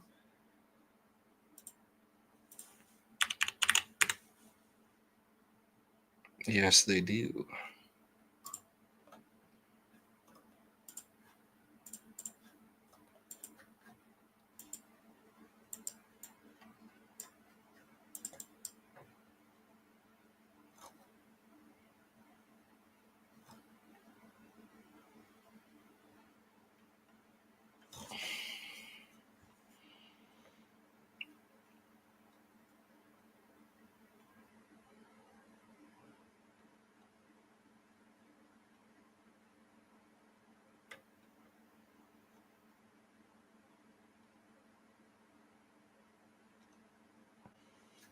It does seem interesting. They've been around for a while. Oh, the tech hasn't launched yet. Okay, that's why. I was going to say, well, when does it launch?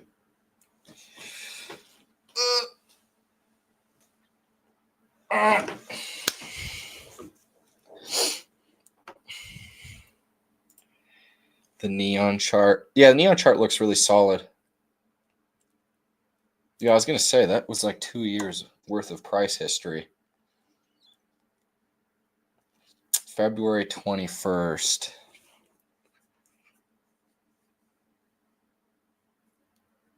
Yeah, it could be definitely something to watch for, especially if a bunch of people use it.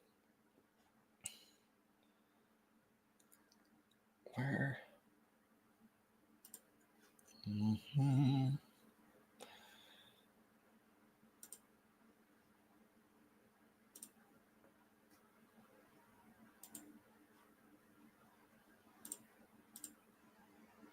NFTs.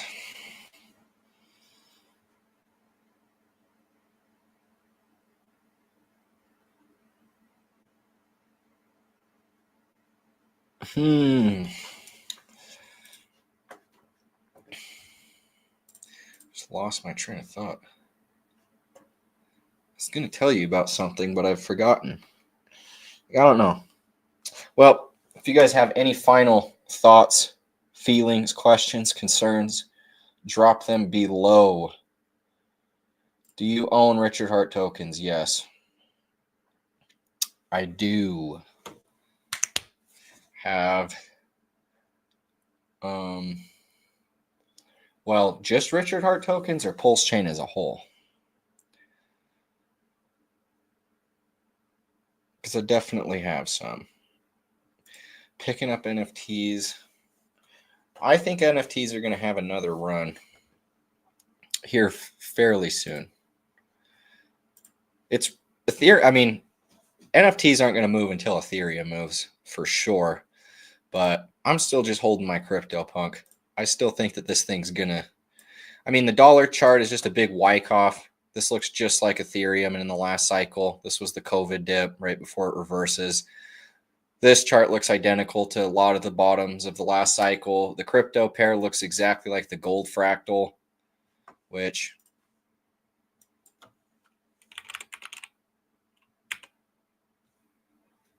let's see if this is the right one. Yeah, it is. Oh, no, it's not. Yeah, I don't know. This looks exactly like the gold fractal, though. If you look at the gold cycle from right at the early 2000s, which I'll just freaking pull it up.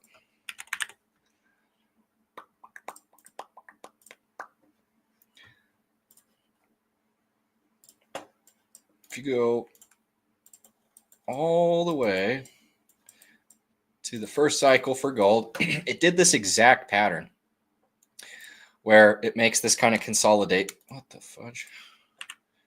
Where it makes this kind of consolidation.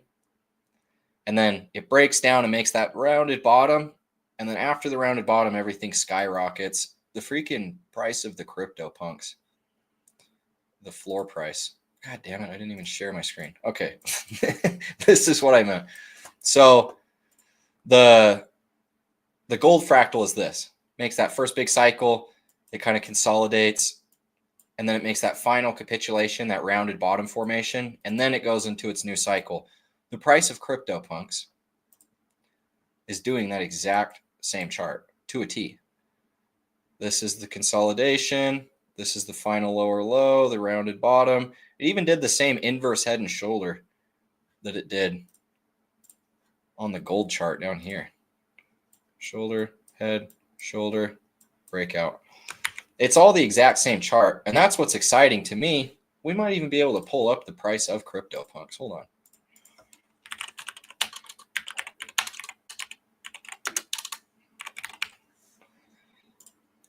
No way.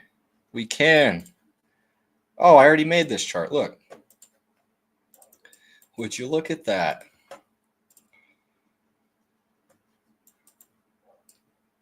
All right, hold on. See, this is what I was talking about. It's literally the exact same setup all over again. We're just kind of like right here before this thing starts a new cycle. But the thing is this is valued in Ethereum. So this is 37.82 Ethereum. If this thing goes into a new cycle and does what this did, you know, this thing could be worth hundreds of Ethereum per CryptoPunk. So that was the whole reason why I even bought my CryptoPunk, was because of this setup. I knew that if these are going to, basically, I remember in the last cycle, I had so many Ethereum and they slowly just got diversified in other places and whatnot. And I look back and I'm like, man, I really wish I could have had that same Ethereum stack that I used to have. So then my thought was, well, I'll take what Ethereum I'll have left. I'll buy a CryptoPunk with it. And then this will be the way that I can sell my CryptoPunk when it pumps really hard, and I'll make back my Ethereum and then some. So that was the whole reason why I bought my CryptoPunk. I viewed it as a leverage bet on Ethereum. And by me holding one CryptoPunk, I would eventually be able to sell it for the same amount of Ethereum that my bag used to be worth. So my goal has always been over 200 Ethereum. I think that CryptoPunks could hit like 300 Ethereum even. But the interesting thing about this cycle is if CryptoPunks even just hit 200 Ethereum, and Ethereum is worth like $10,000 a coin or $20,000 a coin, I got to do math on my calculator because I'm retarded, but if it's 20,000 per coin and I got 200, that's $4 million just off one CryptoPunk. So that was why I bought my CryptoPunk. And I think NFTs as a whole are, you know, they fall under that same classification where if you get into an NFT that does well, it's ultimately a money printer of more Ethereum, as Ethereum's also gaining against the dollar. So it's kind of a win-win. I'll start reminding you to share your screen. The issue is I don't realize I click away and I don't even see the chat either. So I'm just kind of lost in the sauce when I start doing stuff. I bought these cups and they're like double walled. I don't know if you can see, but they're double walled. And then they've got this like freezer gel on the inside. And you freeze them, and then they're like, I think they're for beer, but I put everything in them. It makes my drink kind of slushy. When do we think we really start this thing? It seems like so much is well, it's all reliant upon ETH. The Bitcoin dominance has to sell off. When the Bitcoin dominance sells off, ETH is going to start pumping. And so it's all kind of like part of one and the same thing. Like in prior cycles, it's been, I mean, in 2017, when Bitcoin first went into a new all-time high, altcoins ran with it. In the last cycle, Bitcoin went from 20 to 42,000 before altcoins finally started moving. In this cycle, it's behaving more like how it did in the last cycle, where Bitcoin's front running into new all-time highs. But that rotation is coming very soon, in my opinion. Like, I really don't think that we're very far away. Maybe a month or two, if that. So that is my thoughts. Anyways, we're 2 hours deep. I appreciate you guys so much. Really thankful that you all jumped in here. Sorry I didn't give you a little bit of a better warning ahead of time, but next week I will. Looking forward to what we're going to, accomplish this cycle. We've got a lot of money to be made, but you got to take the profits. That's the big thing. So if you guys did find value, leave a like, comment, and subscribe to this channel if you're new. With that being said, I will catch you guys on Monday. Going to make some more uploads on the beginning of the week. So if that's the case, I'd love to have you guys a part of it. Looking forward to, seeing what really happens throughout 2025, because everything that I know in the market is more or less just telling me that this is going to be finally that big cycle that we've all been waiting for. The big thing, once again, is just take your profits. As long as we're doing that, we're going to be solid. A lot of life-changing wealth to go. Multiple different sort of like narratives to trade this cycle compared to other ones. And for all those reasons, I'm just really excited to have you guys a part of the team, have you guys, joining in the Discord server. Even if you're just watching for free, I appreciate the support, considering, where I was at 6, 7, 8 years ago, just getting into the markets. A lot of you guys are kind of in a similar point. And to see how much I've been able to change my life, family members, friends, things like that, this is the cycle to really be able to do it for yourself. So I'm really looking forward to it. Thank you guys so much for the support. And with that being said, I will catch you guys in the next one. As always, peace out.